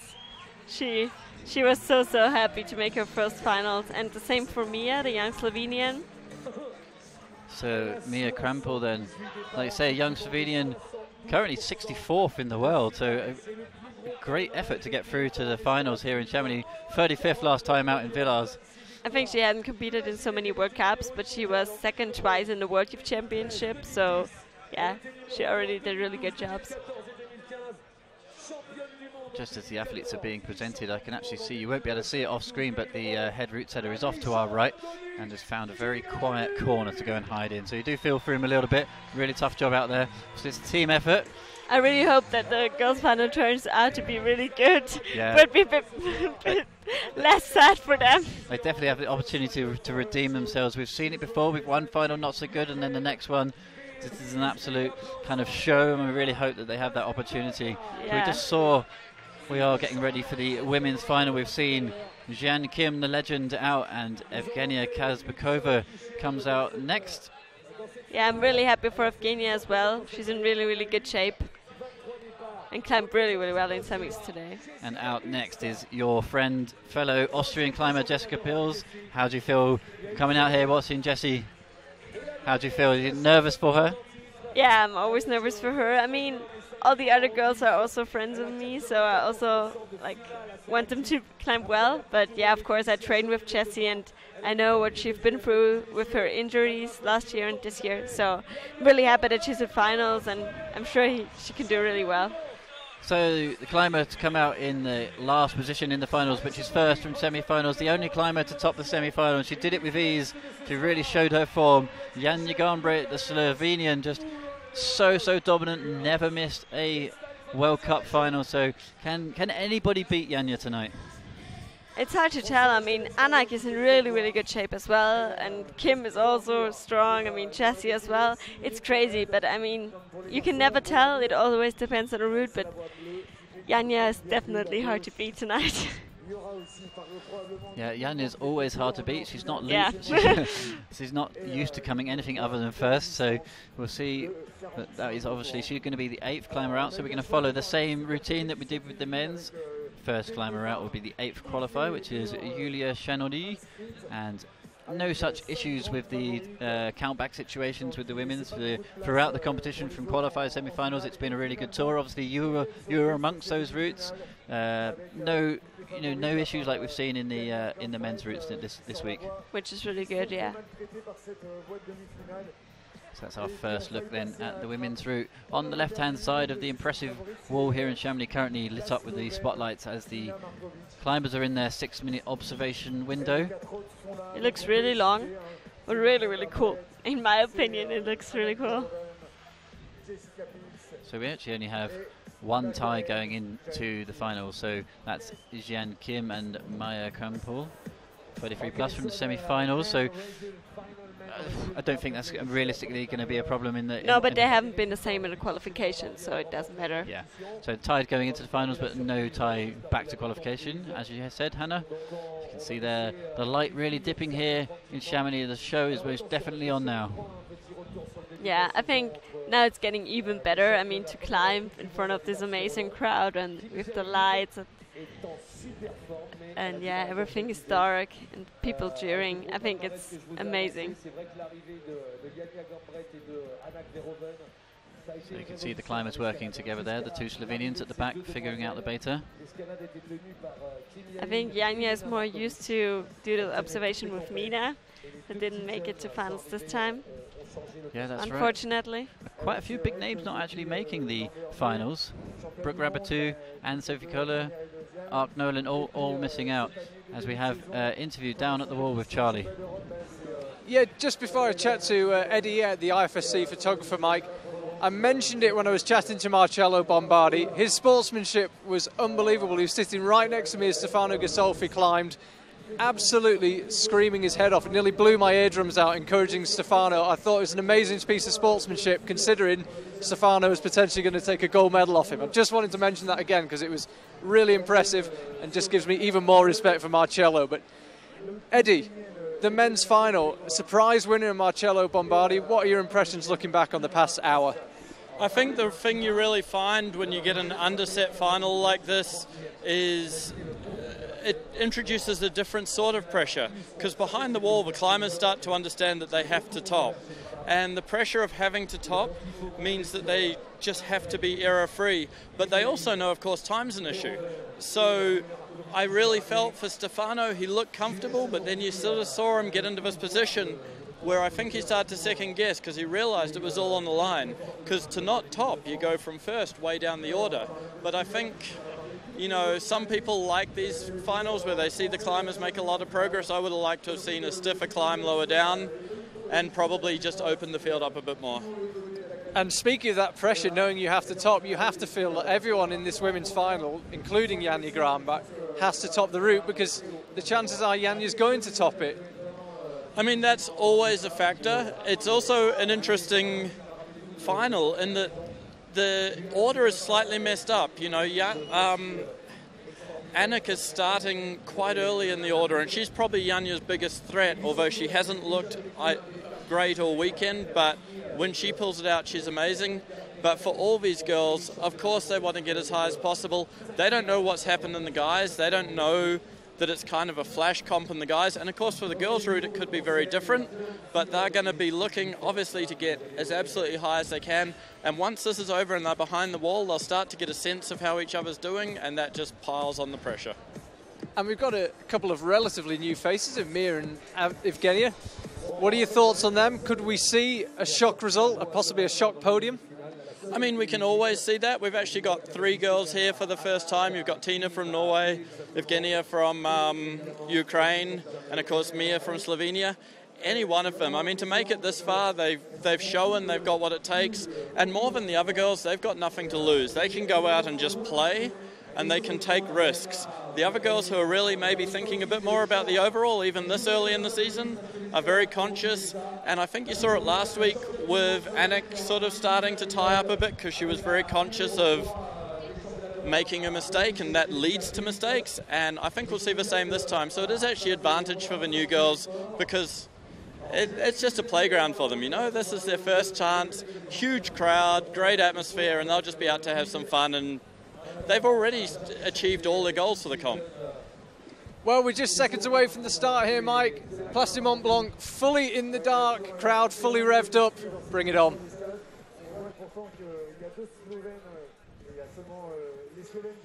So you can see the observational period for the women coming to an end. Just 10 seconds left. It's good to see some different nations working together there, Hannah. So we have a look at the women's start list then. Julia Chanaudy from France will be out first. Once again, we have a French athlete coming out first, Romain de Grange in the men's, followed by Anak Verhoeven. Bit of a surprise for her, bit of a surprise semi-finals. You would expected for her to come out a little bit later on in the competition, but then it's Tina Jonsson Hafse from Norway, Maja Krampus from Slovenia, Jan Kim, Evgenia Kazbekova, Jessie Pills, and Janja Gambre. And wow, what a stacked lineup that is. It's so hard to pick a winner out of that lot. Obviously, there's a lot of talk about Janja Gambre, but you can't count out some of these other athletes. Jessie Pills looked incredible form in semi-finals. Jan Kim won so many World Cups, and Anak also so consistent. So it's not a one-horse race here, I don't think. No, I think you can never say that Janja wins for sure. I mean, for sure she's one of the best, but like 2 weeks ago at the European Championship, she got 4th and Anak won, so doesn't mean that she always wins. I mean, she's always a nice pick to win, but yeah, Anak and all the others are also climbing here. They're not like... Well, at the end of the day, she is human after all. She can make a mistake. You know, it's very rare, but it can happen. And also Anak is in a really good shape, so also without Janja making mistakes, I'm sure Anak can beat Janja. Well, I think one factor that you can clearly see there that is the pressure on these athletes. Look at the size of the crowd here in Chamonix. Amazing. It's absolutely packed. And like maybe that was what undid Stefano Gossolfi. You know, he just felt the pressure all of a sudden, and that is, you know, we could have a similar situation in the women's final. We will see. I mean, yeah, Julia is coming out first. I mean, I want her to climb well, but I don't want her to do the same as Romain, because if she tops it as well, it will be not a really nice final, probably. Like, I don't want to... I mean, the men's final was nice in the end, but I don't want to see the same again with 4 tops. Yeah, as we heard in the interview there with the circuit climbing from Eddie, is, you know, a lot of people do want to see tops, but realistically he wants to see something a bit harder. He wants to see the climbers challenged a bit more. Maybe for the people like watching who don't have a good opinion. I mean, who not really into climbing or just have seen a few competitions. It's nice that they see a lot of chops. But I mean, when it comes down to the athletes and the people like the other climbers who know competition and climbing quite well, they want to see a separate field and a really hard route and not more than 1 or 2 tops.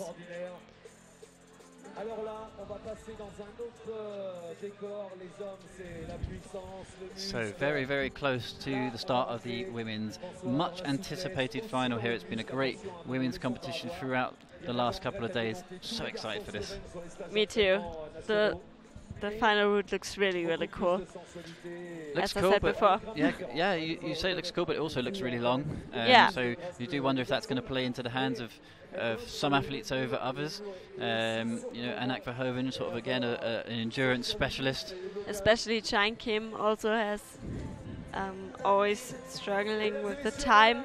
She has a watch on her harness, but still sometimes she times out. I don't know. Yeah, I think in Villars, you know, it's the first time that she's really climbed with this 6-minute rule, and she still went slowly though. So let's see when she comes out if she's kind of worked on that game, worked on the time situation, and we welcome our first athlete out. Julia Chanaudy starts the campaign then in the women's final here in Chamonix. I really like her style of climbing. It's dynamically, it's straightforward, always confident. I really like it. And I'm sure the Chamonix crowd will like it as well. She actually made finals 5 times in the juniors before becoming a senior lead climber. So Julia Chanaudy, once again, no stranger to finals, no stranger to hard routes. And the French crowd, obviously, right behind her here. Yeah, she had a really good season last year, and I'm sure she's doing the same this year. She's really good. So as our first look at this women's route then. Red volumes and blue holds pretty much covers the route. Yeah, the beginning looks okay. Yeah, quite steady for the first few moves, and then it sort of snakes sort of almost downhill, as you can see coming up shortly, sort of around the houses a little bit to start. Like we say, it's a long route. It's obviously the actual wall is the same height as in the men's, but the number of moves they've put in is quite a lot, and this seems to be a first nervy move. You really have to commit on that move. Just go for it. So Julia Chanaudy nice. does exactly that. She was hesitant there for a second, wondering if she can actually reach that right-hand side of that double-holded sloper there, but in the end, no issues. Yeah, she wanted to do it statically, but in the end it was not possible. But it was, like in the man, it was not a hard jump to stop people, but just like to entertain the crowd. And yeah, like you don't have to hesitate too much, just commit and go for it. That's the important thing there. I think one thing to say about this style of move, as we'll get back to Julia in 1 second, but if you put in a jump like that, put in a lively move, it's good for the show, but realistically gives you a really big rest. So the route can become sort of stop-start, but they put it in low down, so hopefully from now on in, we'll see Julia starting to be challenged on some hard endurance climbing. Come on, Julia. So we see Julia finds her way onto a really large slope there, into the really steep. You can see how steep the wall is there. Great angle as the chalk bag hangs way off her back. Come on, Julia. Once again, the first athlete doing really well on the finals route. She's about halfway up, I would say, by now. A lot of moves still to come.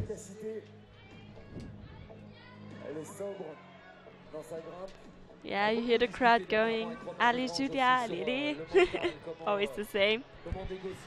I just said. Allez. Allez Julia, allez, allez.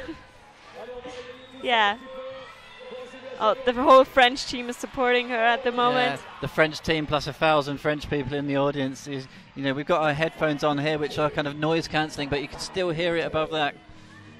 Another great show here from Julia. Come on. Big move now. Oh, great stretch up. Looked really strong there. She looked like she could have struggled there for a second. She's climbing really well so far. Climbing well, but it looks like it gets really hard now. Another big move. Up to not a great hold either. Come on, Julia. Oh, fantastic work with the feet. Really confident climbing. No issues with the route reading so far. So it drops down, works her way to the right. Go and goes again. Another thumb catch. This looks tough now. Right hand looks like it has to go again. Three moves in a row with the right hand. Come on, Julia. For the first climber, she's already quite far as well. So another interesting route here in the finals for Chamonix. Julia Chenaudy has the support of the crowd. Looking strong. But this route is a bit longer than the one from the boys. It's a bit more moves. See the pump starting to kick in there. The elbows are raising. She could be off here. Oh, a great first burn.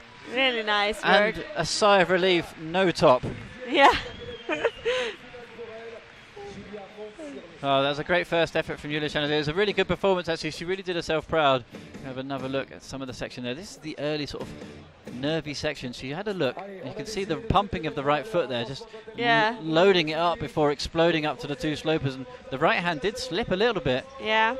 So hopefully we won't see any, but I'm really looking forward to seeing someone like Yan Kim on that move. She struggled in the semi-final on the sort of dyno towards the top of the wall. That's true, and also Mia Krampe, I don't know. I mean, it's also for smaller climbers like Kim, it's always harder to do such a move. But I think the move where Julia fell looked quite hard. Yeah, it really did look like kind of more resistance climbing, complete opposite to what we saw at the top of the men's route. It was kind of more traditional, lots of moves, just packing in a lot of moves in a short space of wall, and yeah, she kind of totally powered out, pumped out, rather than falling off because of a trick sequence. Yeah. But still, I think the move where she fell was also hard, like just because of the move. Also, if you're not pumped there, it looked like a weird cross move. But yeah, I'm sure Anak will show us how to do it. So, interestingly, we saw Anak Verhoeven actually having a really good observational period of the route before the isolation actually opened. So she was actually in the crowd making notes, and she's known for her kind of strategy and taking everything really, really seriously. So she just kind of is so focused on the game and just is just 100% focused on performing well here. I think like this route, what I've seen from it so far is quite easy to read. So I think the 6 minutes observation time was enough for everybody. So I think it shouldn't have been necessary to have even more observation time here. But yeah, she used the observation time, but yeah, I think for everybody the 6 minutes was enough, because I think the route is quite obvious, no tricky moves. Yeah, there's no sort of mad section of volumes or anything like that. Like you say, it's more of a conventional route read. Anak Verhoeven then, just one of the most consistent females in the game right now. Third out in Villars last time. She won 2 World Cups in 2016 and she won the European Championships in 2017. So Anak Verhoeven potentially hard to beat here. She's kind of, I mean, you've climbed with Anak a lot. You must know what, in terms of her style, she kind of likes that slow, consistent kind of rhythm. I think, like, I used to think that she doesn't like the kind of dynamic style that maybe Janja likes a bit more, and she likes it more statically. But in the last few years, I realized that, like, she can do almost everything. I mean, she got so much better in the last few years. I mean, she already was really, really good, but then she got even better. And now she's also really good at dynamic moves, which is really important. I mean, maybe she's not into these bouldering sections. I think she's not doing as much bouldering as maybe some other girls do. But yeah, I think she can do everything. Yeah, she's really the definition of a lead climber. Just so solid on the lead. Anak Verhoeven then coming out in second. A lot of athletes still to come, but surely Anak, with Julia getting really high on the wall, has got good potential here to make a top. Definitely.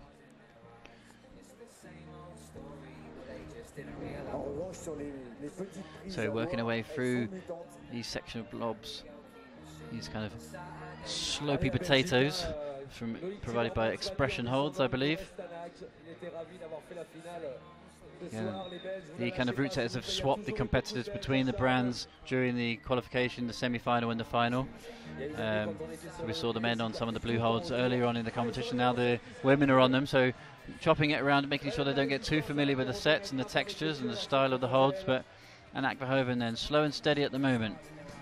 Yeah, like the women's semi-final was with a lot of cheetah holds and the orange volcanoes, and now the men had this in the final. And now Anak has to climb on the holds of yesterday's men's semi-final, yeah.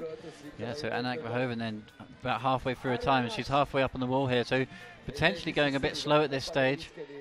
She needs to up the pace a little bit, we feel, but she's so experienced, she'll know exactly what time she's on. Very, very rare for Anak Verhoeven to time out on a route. So far, so good then, come on.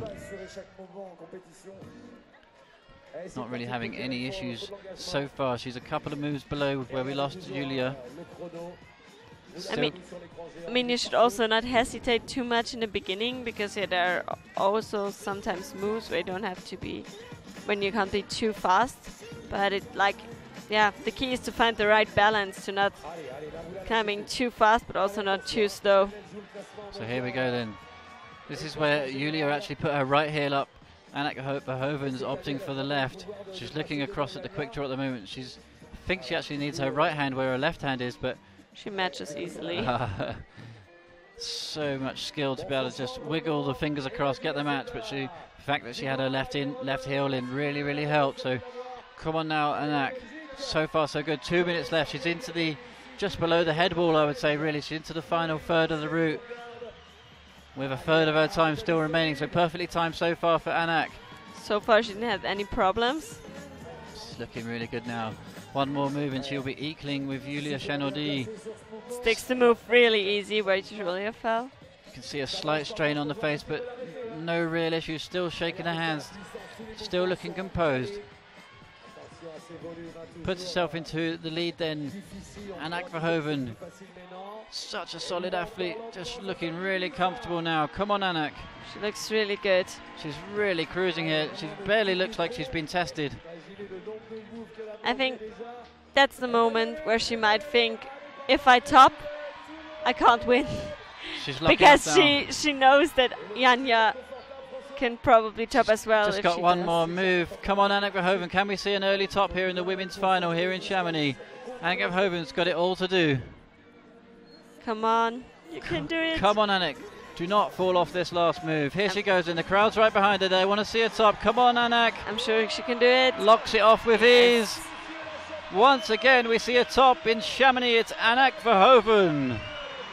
Nicely done. Like you said, she probably knows that with such strong athletes still to come, especially Yanni Garnbret, it may not be enough.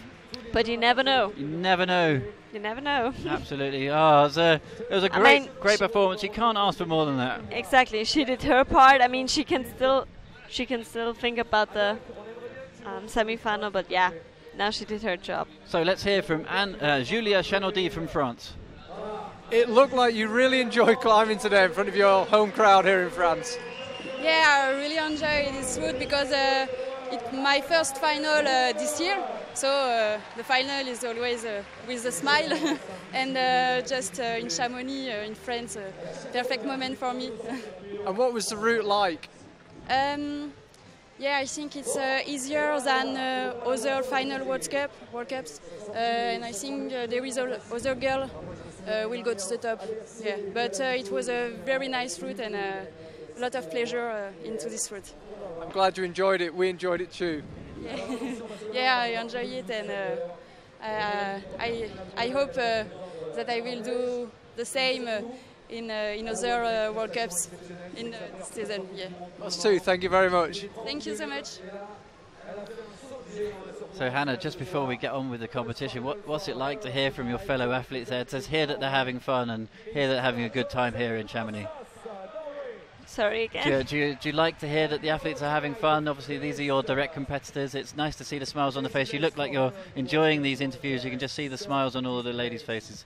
Yeah, sure. I'm enjoying it. I mean, of course, I'm always thinking like, I want to climb in this final as well. But I mean, I just think back to my first World Cup final in Kran 2016 in November, and like I remember my smile on that face, and I know how these girls feel, and I'm very happy for them because I know how it feels like, and it's the best feeling ever, and everybody deserves to have this at least once. So will it be the opportunity then for Tina Jonsen Hafse from Norway to find a top also? So we talked about her a little bit earlier in the preview.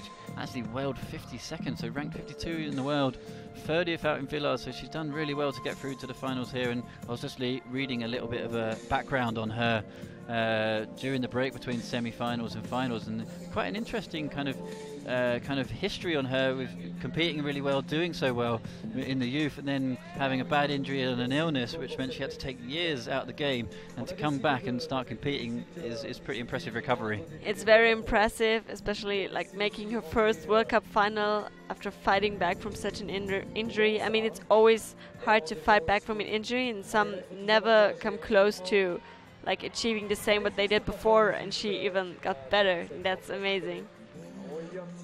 So Tina Jonsen then, no issues in the early dynamic move to the slopers. Didn't look 100% comfortable as Anak did on it, but got through without too many dramas. Makes her way across the left of the wall. You can see the run out between the quick draws there. She's actually a good few meters to the left of the previous quick draw, so a little bit of a nervous kind of. Do you think they get a little bit scared? Is the fear come into the route climbing at all, or is it all just about just focusing on the moves? It's more focusing about the moves. I mean, I think the moves here are quite okay. I mean, sometimes you fear about the quick draws, but I think totally on this stage, on this stage you just think about climbing. And she's climbing really well. She's climbing really confident, without any pressure, just enjoying it, I guess. Well, and I think because she's had that long break, she's really got nothing to lose. She just go out there, do her best to see what happens. Definitely. I think she's already so happy about her climbing in semifinals.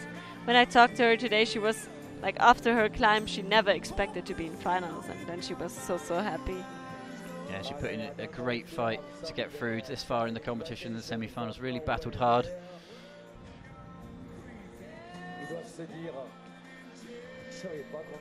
So far so good for the Norwegian athlete. Once again, just kind of cruising through the lower section here, taking it on chalk, checking the breathing, making sure she's in as best conditions she can be as she works her way higher up the route. You can see she's actually quite slow to get to this position. She's taking her time. Don't want to hesitate too much. I think that's the stage where the holds are getting a bit worse and the moves are getting longer. I think it's one of those stages you take a rest and you look up and think, right, let's go. Yeah.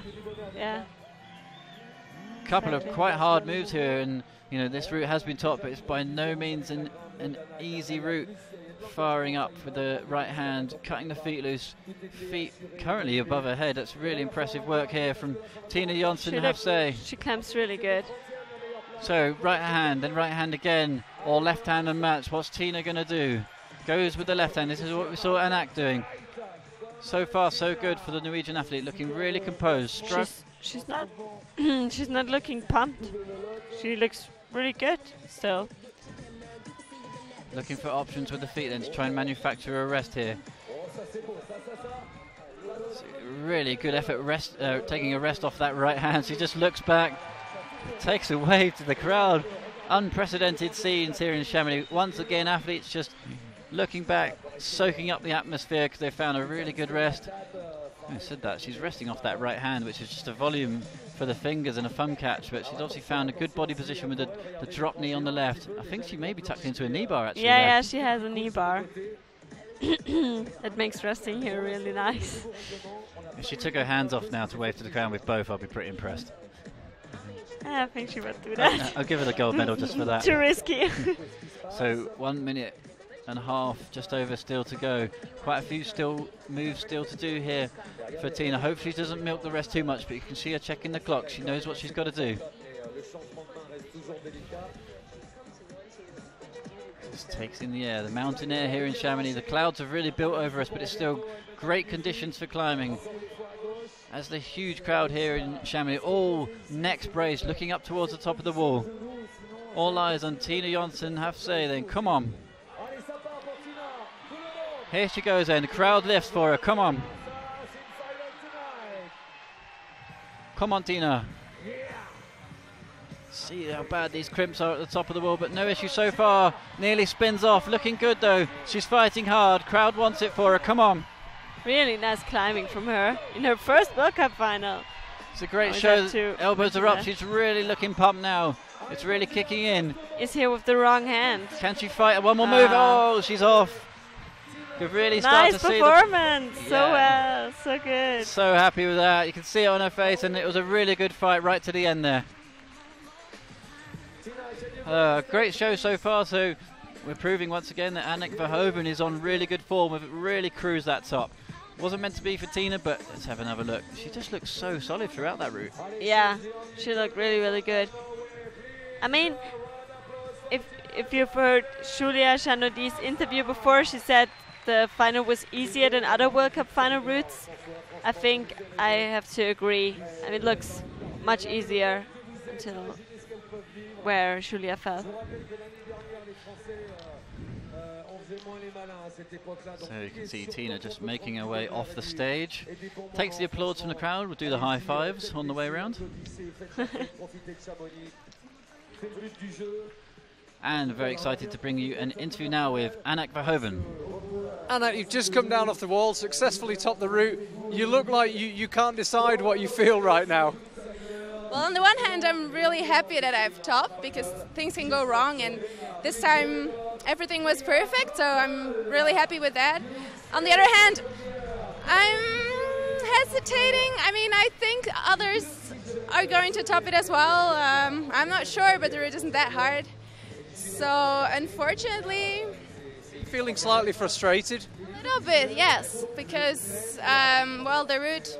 I think final routes on World Cup should be much harder than this. So, I think that's what we're training for. So, maybe it will change in the future, but this time it wasn't very, very hard, and the level of the other climbers is high as well, so we will see what happens.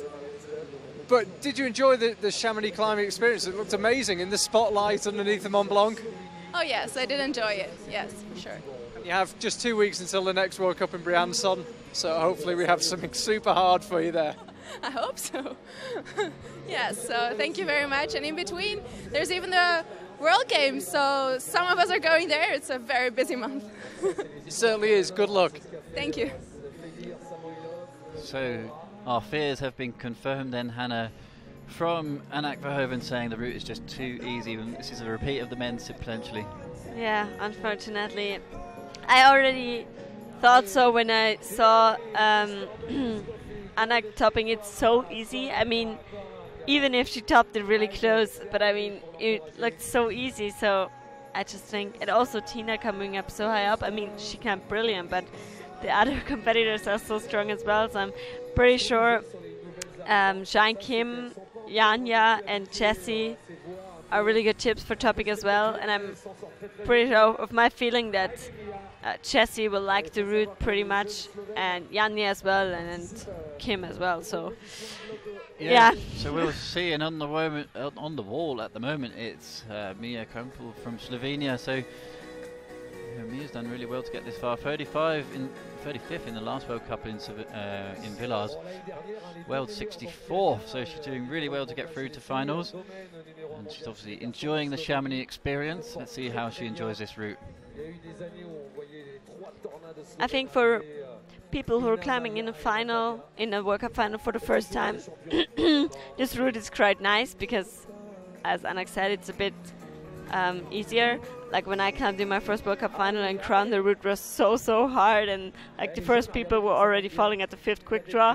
And yeah, for people who climb a bit of final for the first time, it's nice to like do a lot of moves and climb high up, and I think for that this route is perfect. So you can see across the top of your screen there, Annick Verhoeven currently in first place, top for her, Tina Johnson-Hafse 37 plus, and Julia Chanady, who came out first with 33 plus. Let's see if Maya Krempel can impact that scoreboard with just over 3 minutes still to play. No issues so far for Mia. Looking really strong through that sort of hard and long move up to the right hand, and this is where we know the route starts to kick in, and very shortly there's a big move.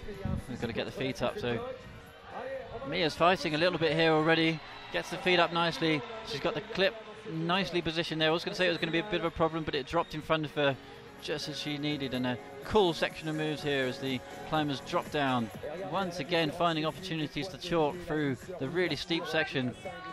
Fires up to the right hand. This is where we saw Tina dropping in a knee bar and finding a really good rest.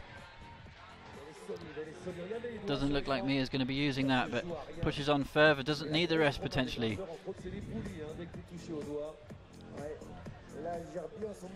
So you can see where she's got her left heel was where Tina actually found a knee bar, so she had her left knee tucked into that hold.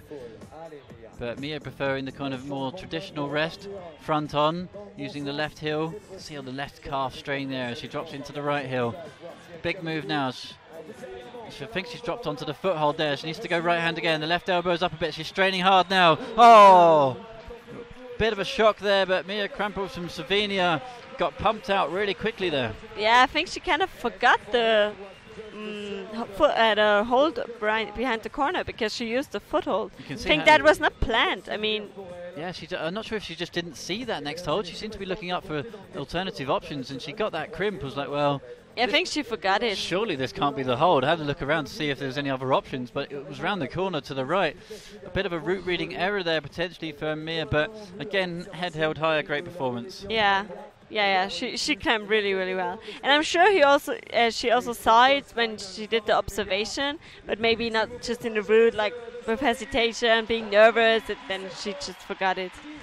Takes the bow from the crowd though. She'll be really enjoying this moment. I'm sure this will be with her forever throughout her competition career. Yeah, definitely. She had so much fun, as you can see the smile on her face. She enjoyed it. So out next, really looking forward to this. This is where we're going to start to see some potential tops. The Korean legend that is Yan Kim has won no less than 25 World Cups in her career. So can she add 26? The crowd out there enjoying themselves. Pretty sure the beer tents have been flowing nicely tonight.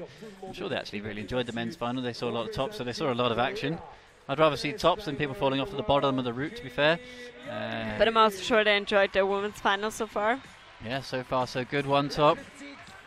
And Anak Verhoeven in her interview then saying she expects more tops, and will it be Yan Kim who takes one of those tops away?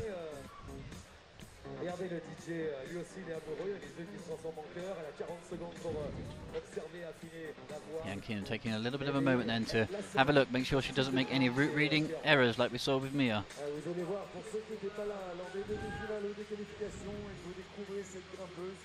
Elle est effectivement toute petite, moins d'1m60 bien sûr, mais les placements. So Jan Kim starts her campaign then here in the finals. Her traditional style that we talk about a lot. This route really should suit her. Just as Jan Kim starts her campaign, we have Charlie with Tina Jonsen-Hafse. Tina, it looked like you loved the experience of climbing in the final. I did, yeah. How did you find the route and how did you feel on the route? I felt pretty good all the way. It was pretty physical, but like medium hard all the way. And then on the top part, things got really tiny. And do you feel like you gave everything you could? Are you a little bit disappointed or are you totally happy with your performance? No, I'm really happy, really, really happy. And when I got the knee bar, I was like looking down at the people and it was just amazing. Well, I'm really pleased to hear that because we enjoyed watching you. Congratulations, and who knows, hopefully we can see you in more finals very, very soon. I hope so. Thank you. So Jan Kim then making her way through the first third of the route, as we would expect, slow and steady so far. But this is the jump we were worried about. Oh, yeah, it does well. Really nervous there. She hit it with one hand, and the left hand was quite slow to join it. Yeah. Bit of a grit your teeth situation there. Kind of hold it with one hand. But yeah. No issues. I'm sure she would have been a little bit nervous about getting through that section in the route read. Obviously, I'm sure she kind of gets a little bit nervous when she sees the jumps, but yeah, no issues there. And like you said, she probably has been working on those in the off season. Yeah, she definitely got better at that. I think for her, it's just like that she really had to commit to it. I think she just has to believe in herself that she can do it. So Jan Kim looking solid so far, and they're actually the music you might be able to hear in the background. This is the same track that actually played for her earlier on in the competition. I'm not sure she has her own theme tune, but it's kind of quite slow music, quite steady. Not sure it's supposed to. Not sure if it's supposed to represent her climbing or what, but there has been some issues over the years with the music for some of the athletes. Yeah, Christopher Hardy, the speaker here, has special music tracks for some of the girls. Like for Janja, he has also a special song. I'm sure he's playing it afterward, like with. She's unbelievable. He loves to do that. I remember when Magdalena Rock from Austria was climbing, he also always played Party Rock. Yeah, he loves to do that. Yeah, I mean, to be honest, I'm not sure about that. I don't know. I'm not going to go into that too much at the moment. Something maybe we can cover some other point as the World Cups progress. But having individual tracks for athletes, to be honest, I don't agree with that. But I'm not going to go into that right now. That is a long conversation. Just the speaker from France does that, so not everybody does that. But back to the action and concentrating on what is an incredible athlete. Like we said, over 25 World Cup victories to her name. Crazy. Jan Kim, can she add another medal to the mantelpiece? Her cabinet for the medals must be extremely full as she looks for a crazy heel hook option there. Trying to find another way out. This is a big move here for Jan Kim. Can she stick it? Oh, nicely done. It looked like there's a slight hesitation there, but made it happen. Come on. I think she has to hurry up a bit. I mean, she just has 2.5 minutes left. I mean, it's still a long time, but I mean, there's still a few moves to go. Yeah, she's still got a way to go. And in Villars, we saw the same thing. Technically, she didn't time out; she fell off, but the time was definitely playing on her mind. But 2 minutes left. She's potentially putting herself in a position where she can't make the most of the rest because she's going to run out of time. So, I mean, she's resting her way up the route. She has a look at this, another big move at the right hand then. Great work from Jan Kim. Yeah, she has a really slow style of climbing. I mean, she has a watch on her harness, I think. But, I mean, maybe she's not realizing how slow she climbs. Because maybe she thinks, yeah, I'm not resting so much, so it's fine. But also when she's not resting, just her style of climbing is slower than of the other girls. But she still has time now with 1 minute 30 to go. Jan Kim works her way into the head wall, really looking super composed, looking for the holds, having a good look around. No issues with finding that good right hand hold that we saw with Mia. Mia has issues here, but Jan Kim surpasses that. We do know already that Anak Verhoeven has topped the route, so it's all to play for Jan Kim. The crowd's right behind her. Looks like time's not going to be a factor here. Still over a minute to go. Come on, Jan Kim. Just go for it. Come on. You can do that. Don't have to rest. Come on, Jan. I think she doesn't even need the rest. She can just go for it. She's looking really fresh now. Tough lock off. Good, Come slow, on. composed crossover. Great Just work go for here. it. Come on. Come on, Jan. Crowd's right behind her. She wants it. She checks the time. Looks at the watch. She sees she just had 40. Come on, do it. I think she's got time now. Looking composed. Are we going to see our second top here? The crowd wants to see it. Jan Kim, come on. Oh, hits the top. Jan Kim once again tops a finals Nice route. work. And look what it means to her. Well done, Jan Kim. What a moment here in Chamonix. Nice work. Fantastic. Oh, it's so good to see Jan back on form. But she doesn't have any problems, did she? Like, she was not struggling at any move. Not a moment of hesitation on that route. Time to perfection. No issues with timing out, and absolutely pathed it. Well done, Jan Kim. That was a really, really great moment, and takes her into a provisional lead with Anak Verhoeven also topping the route, but Jan finishing higher up in the rankings from the semi-final round. It was great work, but I just hope it's not happening the same that in the men. I mean, yeah, three it's athletes crazy. still to come out, a potential of 5 tops on the route. To be honest, I don't think we're going to see too many more tops, but we will see. yeah. I mean, it also looked so easy when Kim did it, and Shine Kim did it. So I'm sure Jessie and Yanya can do it as well, and Evgenia is also really good. So. And look at this moment when she celebrated on top of the wall. It was just the passion and the energy release. Just Yeah, she was so happy. The relief.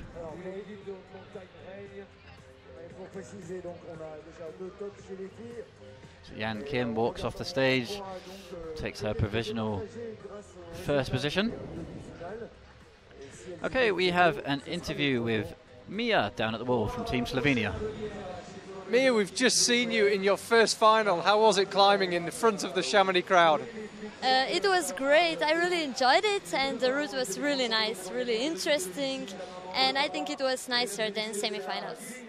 And tell us at the end, when you fell, were you tired, or do you think you made a small mistake? I was quite bummed, but I don't know if I had right beta, so I don't know. But you enjoyed the experience, and you're happy with how the weekend has been, how the 2 days have been? Yes, I totally enjoyed it, and I'm really happy, because it's my first competition in Chamonix, and I really like it. Great, well, we enjoyed watching you. Thank you very much. Thanks. So starting our campaign next then, it's the Ukrainian 20-year-old Evgenia Kazbekova. Had a great week so far. She climbed really, really well in semis. She really impressed me. I mean, she was always really strong, but her performance in semi was perfect. Well, what's interesting is Evgenia actually comes from an incredible climbing background. Both her mother and father have won Bouldering World Cup, so can she add to the family trophy cabinet? We have a look at the results across the top of the screen, and leading the way once again, Jan Kim, not unfamiliar seeing her name at the top of the leaderboard. Anak Verhoeven drops down to second place, even though she also topped the route. Tina Jonsen Hafse, third position with 37 plus, and Julia Chanaudy also 33 plus. Maya, who we just spoke to, currently in fifth place, 32.5, 32 plus. As Evgenia Kazbekova then starts complaining, oh, that was close. Wow, she did it different. She just got for the right bowl of this hold. She went for a really committing double jump there, and will hopefully take a moment just to compose herself, because she was so close to falling off there. And realistically, same situation in the men's. She knows that this route's going to be has been top. She's going to herd the crowd. The pressure is going to start to build, and as we heard in the earlier interviews, there's a whole new element to the finals here. Not just about the hard climbing, getting a top. It's about dealing with the pressure to find another top.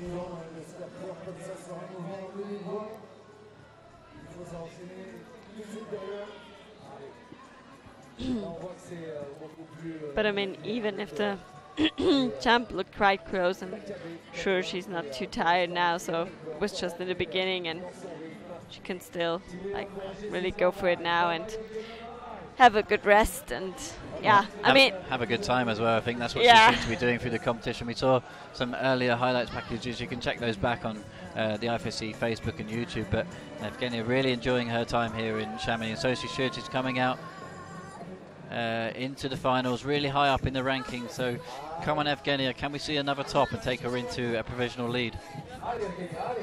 Would be amazing for her. She seems a bit shaky here. I mean, she doesn't look as good as the competitors before her, but yeah, that doesn't mean that she cannot top it. Yeah, potentially a bit of a situation with the nerves here from the 20-year-old athlete from Ukraine. Actually never made a finals before, so first finals for her. Again, we've talked about that a little bit tonight, so the nerves will be playing a part as she looks. That is a hard move there. She fires up. She's straining a little bit here. She's not looking too composed. She's really struggling to get the right hand. Yeah, her foot slipped there. Yeah, foot slip, but combined with the right hand, you can see the little fingers just dropped off there. Evgenia in a bit of trouble here early on the route, but hopefully she can find enough positions to try and regain some composure and regain some fitness. Now the rest is coming up that a few girls used, like with the knee bar. She's not doing a knee bar.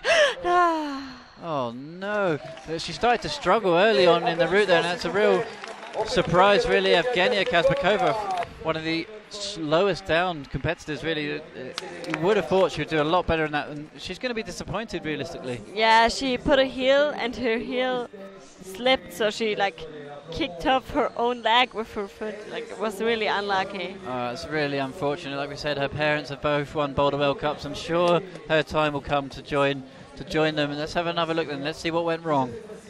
Yeah, like her. Oh no, she kicked her hand with her foot. Like. Yeah, you read it exactly right, Hannah Schubert there. Just she puts her heel over the top of the fingers. Yeah. Couldn't find the sweet spot for the heel. There's a screw on the side of that. Dragged it across the top of the fingers, and that was just enough to tip her off. But I'm sure she had a great time anyway. I mean, climbing in front of such a huge crowd just can be nothing else than amazing, I think. Yeah, that's right. So we are down to the penultimate climber, one that you're going to be potentially pretty excited about. It's Jessica Pils. Yeah. Fellow Austrian into the finals and coming out second last. Yeah, I'm excited, but I don't know. I'm not too nervous because I know that Jessie is in really good shape, and I'm pretty sure that she can top this route. I mean, if Anna and Kim can top it, Jessie can top it as well. Yeah, good confidence. Yeah. I mean, with Evgenia falling off low down there, it proves that it's not, it's not that easy. It is easy to fall. Not. I mean, you can always fall, but I know that Jessie can do that, and that she climbs so well. I'm always impressed of her confidence. And so just before we get on with the commentary for Jessie Pils, we have Jan Kim after an incredible top. Yeah, Jane, that was incredible to watch your top, and at the top you slapped the wall. How were you feeling at the top? I don't know. I still cannot believe that I get the top. And I'm still so excited because it is so long time that I couldn't top of the final route, and end of the route I got so nervous, but I tried to enjoy my route. And you've won here before in Chamonix. Is this your favorite competition maybe? Yeah, I think every climber likes Chamonix because the crowd and the place, mountain was amazing. Speaking of the crowd, you were signing some autographs. I think you have to go back and sign some more. All the autograph hunters are waiting for you, so we'll let you go. But thank you very much. Thank you so much. So back to the action then. Austrian Jessica Pils had a slight wobble there, Hannah, at the bottom of the route. She really seemed to hesitate before the jump across to that double sloper. She really hesitated. I think she was a bit scared of it because she didn't do a lot of bouldering recently because of her injury on her ankle. So she was not used to like jumping, and yeah, I think that's why she hesitated. But yeah, she sticked it really safe in the end. So obviously you're going to be able to give us a really good insight to here to how she feels and how she looks on the route. So far so good, or is she looking a little bit nervous? I think, yeah, she hesitated on the jump, so she was a bit nervous, but now I think she's glad that she passed this part now, and I think she knows that this route like suits her style, and this part that she would like this part of the route more. So I'm sure she's confident and just goes on. She made every final in the lead World Cups in 2015, but didn't take away any wins yet. So Jessica Pills still has an opportunity here. So if she can find a top, that's all she can do. With tops from Yan Kim and Janja Garnbret still to come. So Jessica Pills then having a fight through this early section, some slight hesitations, but pretty good so far. Yeah, just a few hesitations, but nothing serious. So I'm sure she can do that. So maybe she's a bit nervous because she already knows that there has been tops. I think that's exactly what we saw in the men's category with Stefano Gusolfi coming out, has it to win, it's his to take away, and the nerves just got the better of him and he just wobbled off the top of the route. But hopefully that's not the situation. She's been in so many finals, so hopefully she can stay composed. Obviously a good friend of yours, can she handle the nerves, do you think? Yeah, definitely. She's always been good with handling pressure. I mean, as you said, she's used to it. So, yeah, that's why I'm always impressed about her. Even if she puts pressure on herself, she can stand it and just climb as good as always. And no issues so far for Jessie Pills then. Looking really smooth, really controlled, just working the right foot slightly to find the right spot. It's a real sign of nerves if someone hesitating slightly on the feet, but this is where we lost the previous climber. Evgenia just knocked the hand off with the foot there, but no such issues for Jessie Pills now. Come on, Jessie, 2 minutes 20 on the clock. Plenty of time as she works into the top third of the route. She did it the same way as Julia Chanodine, not matching this hold where she has the right hand now, just going for it again, like bumping twice before that. I think has she got a watch on the right hand side there? She just checked the time. Good tactics here from the Austrian. Jessie also never had the watch last year with the 8 minutes rule, but with the 6 minute rule she also decided to put a watch on her harness. So you can see the right foot there, it's just a smear on top of that volume, but no issues on it, really concentrating here. Jessie Pills, you can see she's making sure she's 100% on every hold, but she's looking really solid. The face doesn't show any signs of fatigue. I'm pretty sure she can top this one. Come on, Jessie Pills, if she tops this, she'll take a provisional lead with one climber still to go. The crowd gives her a huge alley. Come on, Jessie.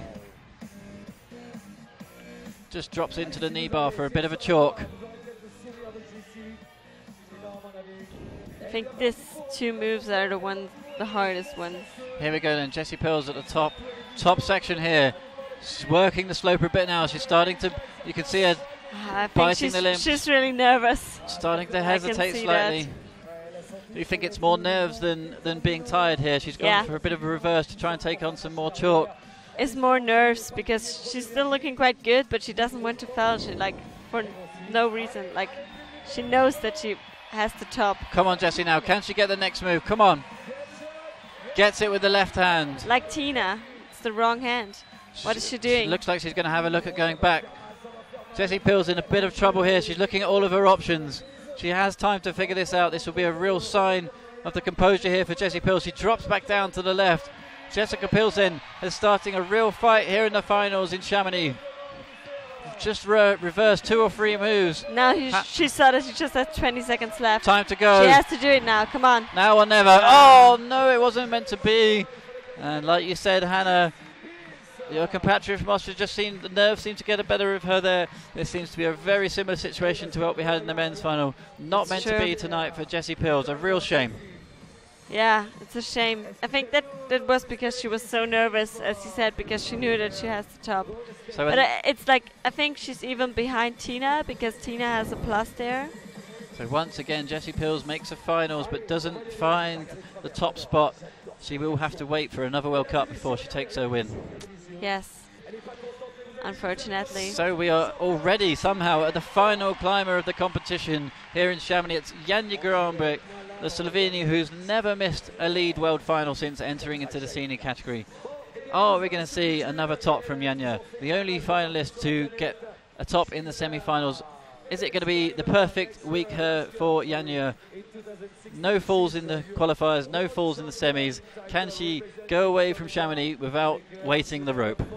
I'm pretty sure that she can do it. I said that already with Jessie, but I'm pretty sure Anak would agree with me when I say that the final looks more easy than the semi-final. And Janja topped the semi-final, so I'm pretty sure she can top this one as well. And Janja's one of those athletes who's just so confident. We talked to her early on in the year. She just says, you know, she really doesn't seem to mind the nerves. She just wants to focus on the route, just wants to enjoy climbing the route, just really just not too panicked about it. But this is going to be a real test of her mental psychology now.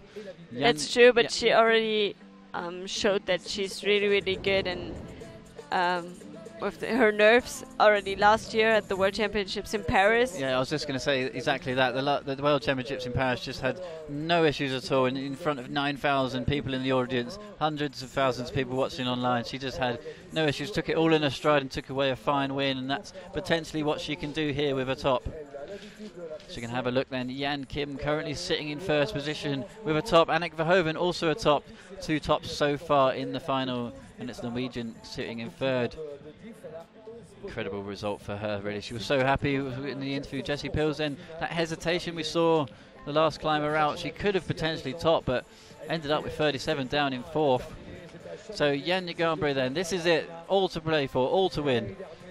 Can we see another top from Janja and take this Chamonix final out in style? After the predictions from the start of the competition, even from qualifiers, it was all about Janja, but that does not mean that she cannot fall.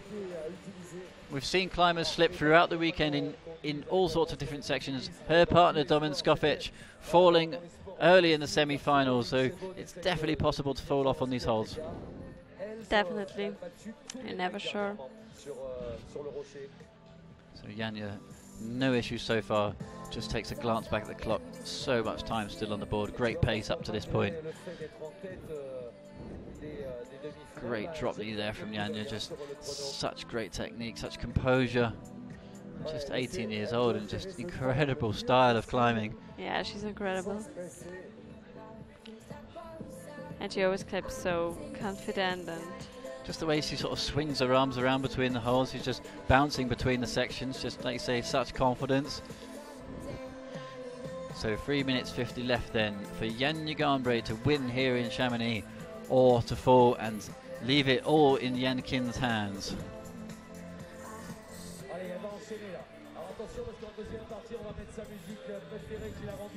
Here she goes in, one of the first hard moves. No issues for Janja so far. Into the sort of 3 triangular volumes. Good moves coming up. It's all about the feet through this next year. Feet first, and interesting there, she didn't even go to the higher footholds. Used her height advantage to go straight down low, straight into a straight arms rest. Janja looking super solid here. yeah, she looks really, really solid.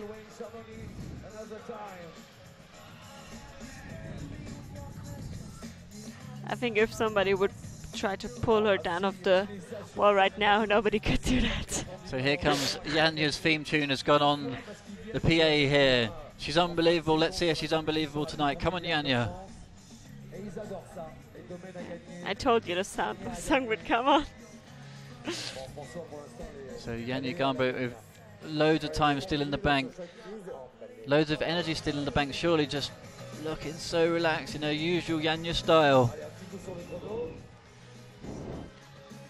I think this is only about her head and nerves now, because she definitely knows that she can top this one because she's in really good shape and she's just climbing really well. But yeah, she just knows that she has to doesn't have, her foot shouldn't slip and she doesn't have to hesitate, and yeah. So we saw Jessie Pills start to struggle on this section, but it seems to be no such issues so far. Jessie Pills was a little bit higher than this, but Janja Garnbret, can she handle the pressure now? I think this move now, this cross move, is the hardest part. If she gets this move done, she's in for a chance of the win. Come on, Janja. Slight hesitation, taking her time. No such mistakes as Jessie Pilsen. No problem now. Janja Garnbret onto the last couple of moves for the win here in Chamonix. I'm pretty sure she does it now. Come on, Janja. I don't know what should stop her now. Janja for the win then. Here we go. The last move. Drops the head down. Has a look. Janja Garnbret, the winner. Chamonix 2017 with ease. At the third top of the final route. The podium is 3 tops, 3 climbers. Crazy. Anak Verhoeven takes the bronze. Jan Kim drops down to second, and Jan Gambre takes the gold in fine fashion. And once again, a really interesting finals here in Chamonix. Easy routes. Easy routes, yeah. I can't see the route setters right now. Maybe they're gone home already, so they're not like getting crowded by angry athletes or something. I mean, I'm pretty sure that Anak is really, really sad because she knows she could have done much better in semis. But yeah, for Janja, it's amazing. And she celebrates on the stage now. Celebrates in style. Another win, another gold medal to add to the trophy cabinet for Janja Gambre. We say it time and time again. Janja takes the win. The crowd here in Chamonix absolutely packed, and here we have it then. Janja will be joining her at the top.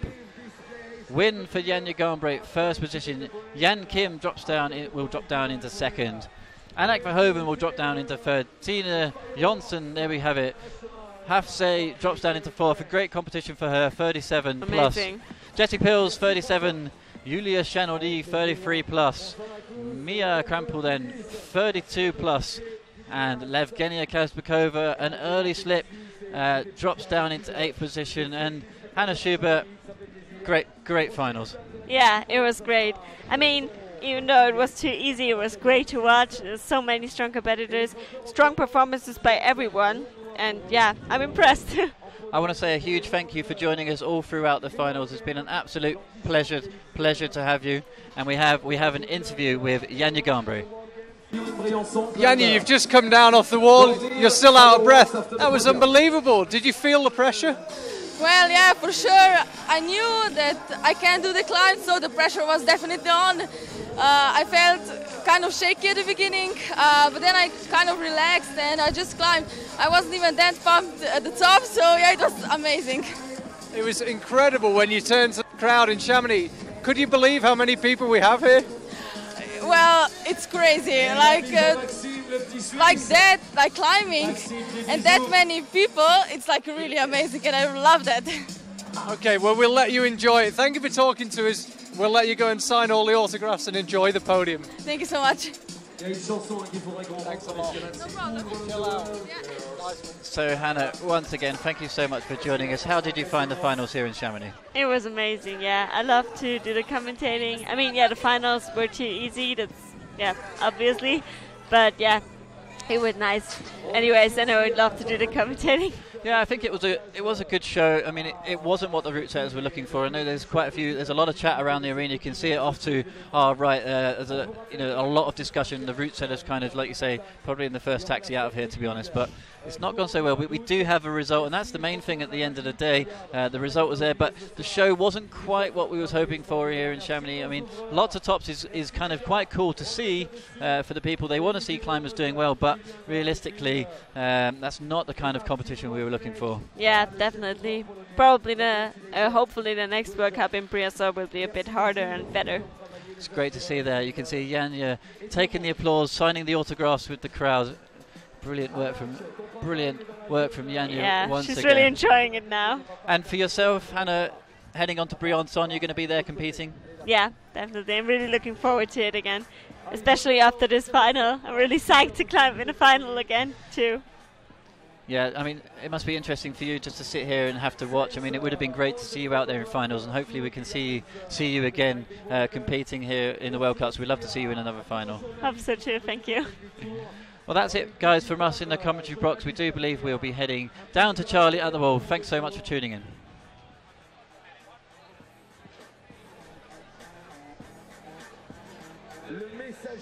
In the meantime, do stay with us. The podium ceremonies are coming up. Thanks for watching.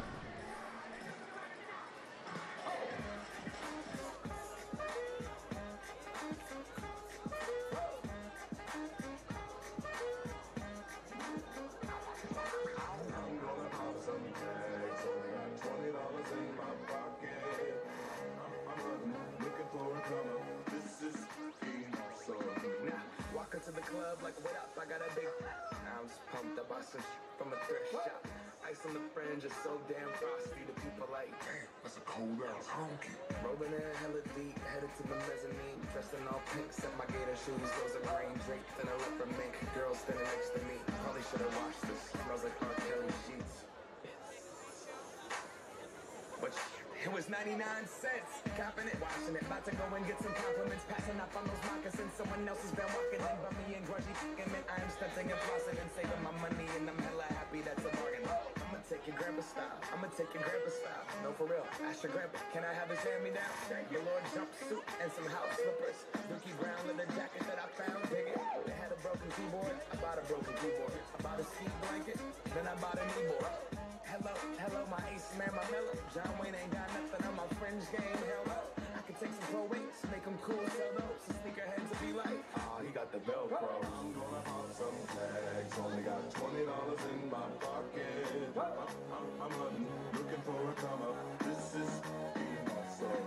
I'm gonna pop some tags, only got $20 in my pocket. I'm hunting, looking for a come up. This is awesome. What she know about rocking the wolf on your noggin? What she knowin' about wearing a fur fox skin? I'm digging, I'm searching right through that luggage. One man's trash, that's another man's come up. Thank your granddad for donating that plaid button up shirt. Cause right now I'm up in her skirt. I'm at the Goodwill, you can find me in the I'm not fucking searching in the section. Hey, Grammy and Auntie, your mama, your mammy. I'll take those flannel zebra jammies secondhand. I rock that. Whoa, the built-in onesie with the socks on them. Whoa, I hit the party and they stop in that. Whoa, they be like, oh, that Gucci, that's hella tight. I'm like, yo, that's $50 for a t-shirt. Limited edition, let's do some simple edition. $50 for a t-shirt, that's just some ignorant. I call that getting swindled and pimped. I call that getting tricked by business. That shirt's hella dope. And having the same one as 6 other people in this club is a hella dope. Gang, come take a look through my telescope. Trying to get girls from a brand, man, you hella won't. Man, you hella won't.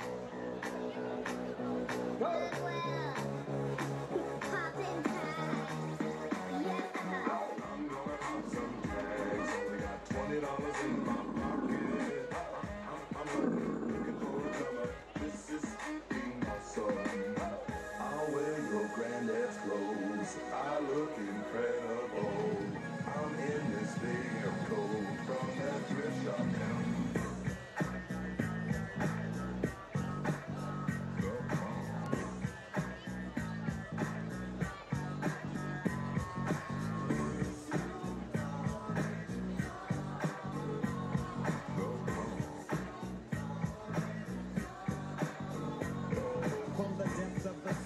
Back to the block, Snoop Doggy Dogg, Funky is left off the dock. Went solo on that ass, but it's still the same. Long Beach is the spot where I serve my cane. Follow me, but you bet not slip. Cause 9 trips ain't the years there for me to quiz out my grip. So I ain't holding nothing back. And once again, I got 5 on the 20 sack. It's like that, and as a matter of fact. Cause I never hesitate to put a fool on his back. Yeah, so keep out the manuscript. You see that it's a must we drop gangsta. Hold up, what's my last name?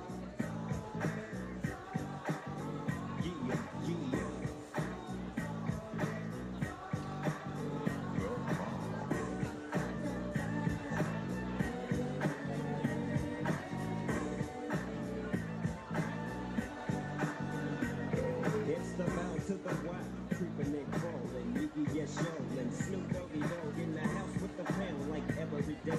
And I'm right back up in you with Dr. Dre. And like I said, none of y'all can with this, and none of y'all can with that. And I just dropped, cause you know it don't stop. Mr. 187 on the undercover cop, tick-tock, never the clock, just some nuts in the cop.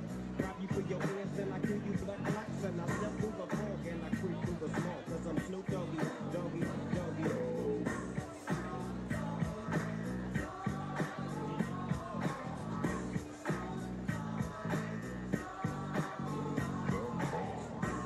Ladies and gentlemen, the victory ceremony for the IFSC Lead World Cup Chamonix 2016. Mesdames et messieurs, la cérémonie des vainqueurs de la Coupe du Monde d'escalade de difficulté Chamonix 2017.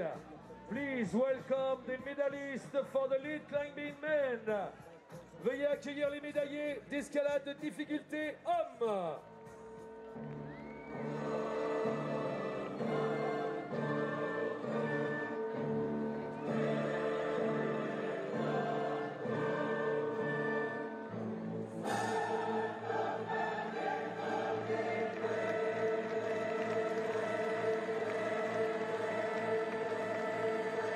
The medals and trophy will be presented by.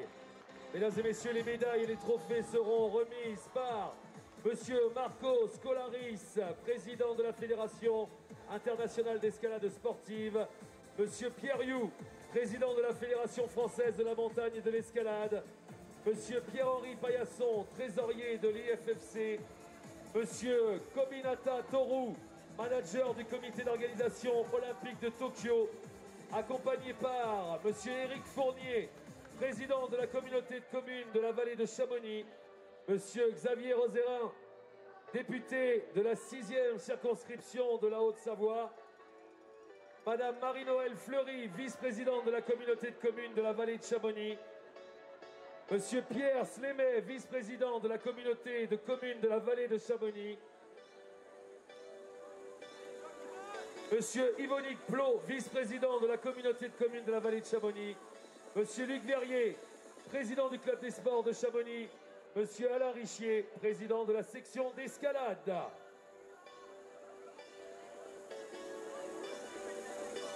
Bronze medalist representing Japan. Médaille de bronze représentant le Japon, Yuki Hada.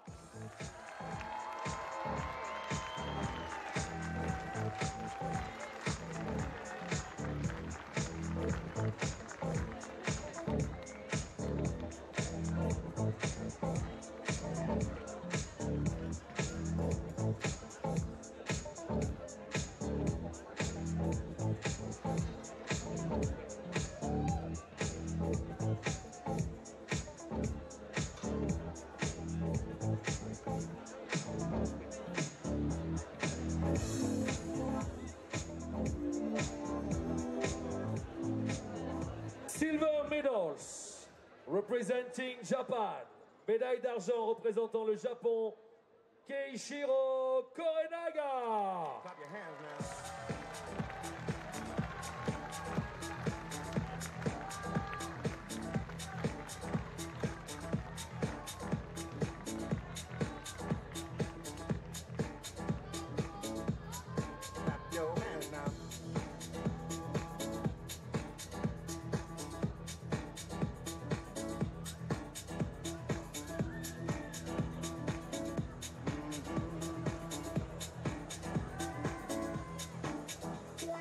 Unreroute the rivers, let the damned water be. There's some people down the way that's thirsty, so let the liquid spirit free. The people are thirsty because of man's unnatural hand. Watch what happens when the people catch wind, when the water hit the banks of that hard, dry land. Liquid spirit, liquid spirit, liquid spirit, liquid spirit. Clap your hands now. Gold medal and winner of the Chamonix FFC Lead World Cup 2017 representing Italy. Médaille d'or et vainqueur de la Coupe du Monde de difficulté de Chamonix 2017 représentant l'Italie, Marcello Bombardi.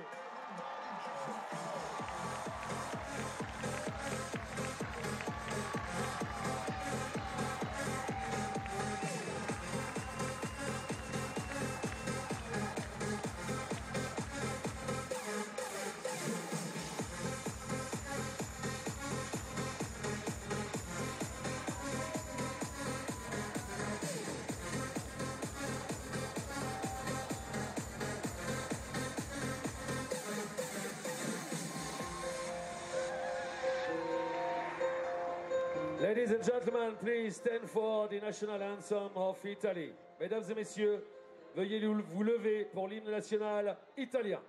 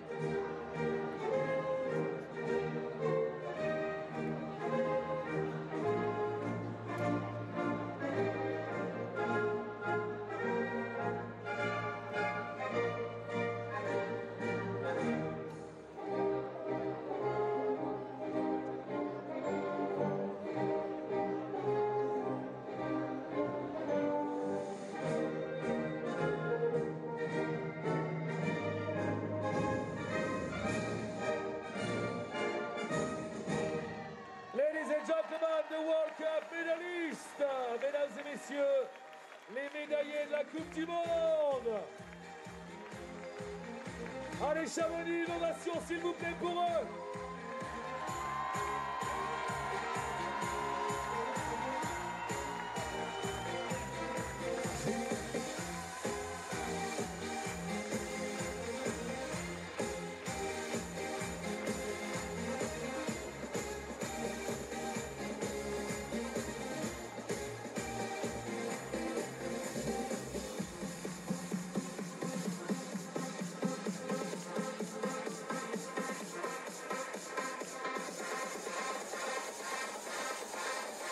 Ladies and gentlemen, the victory ceremony for the IFSC Lead World Cup Chamonix 2016.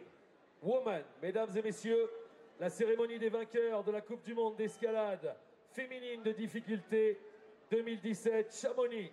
Please welcome the medalists for the lead climbing women. Veuillez accueillir les médaillés de l'escalade de difficulté féminine.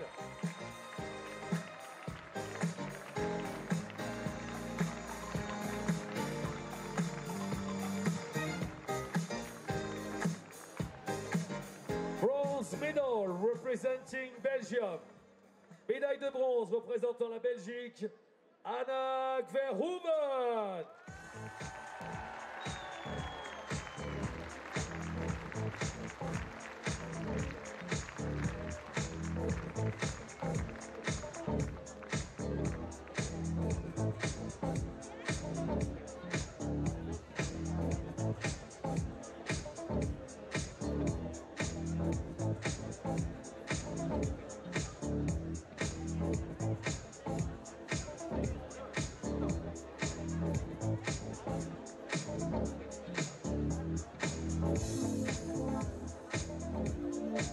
Silver medal representing South Korea. Médaille d'argent représentant la Corée du Sud, Kim Ya-in. Clap your hands now.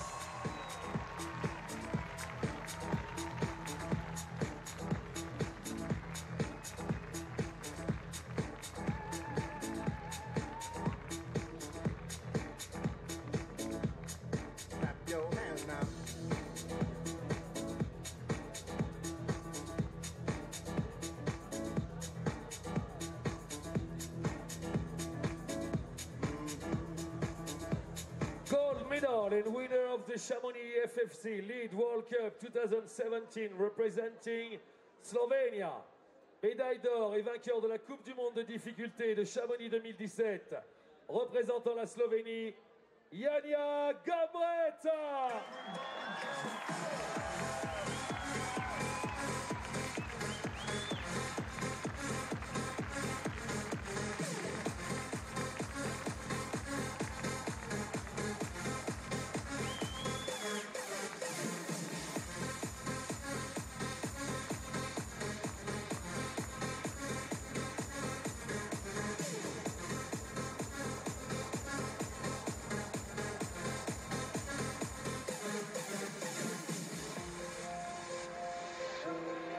Ladies and gentlemen, please stand for the anthem of Slovenia.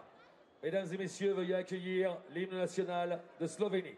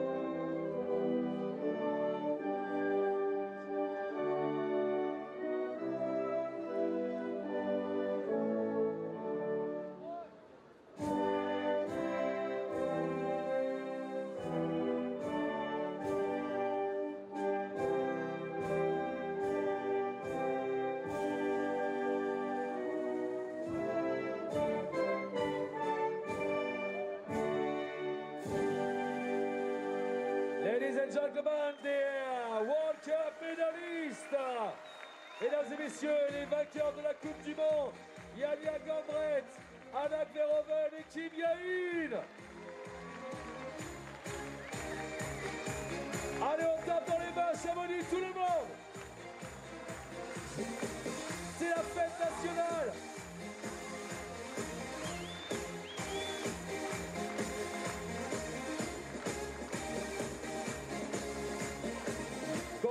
Congratulations, girls. Thank you very much. Alors, mesdames et messieurs, c'est la 15e année qu'on fête l'escalade à Chamonix. Monsieur Éric Fournier vous a prévu un feu d'artifice à... C'était le budget de la mairie.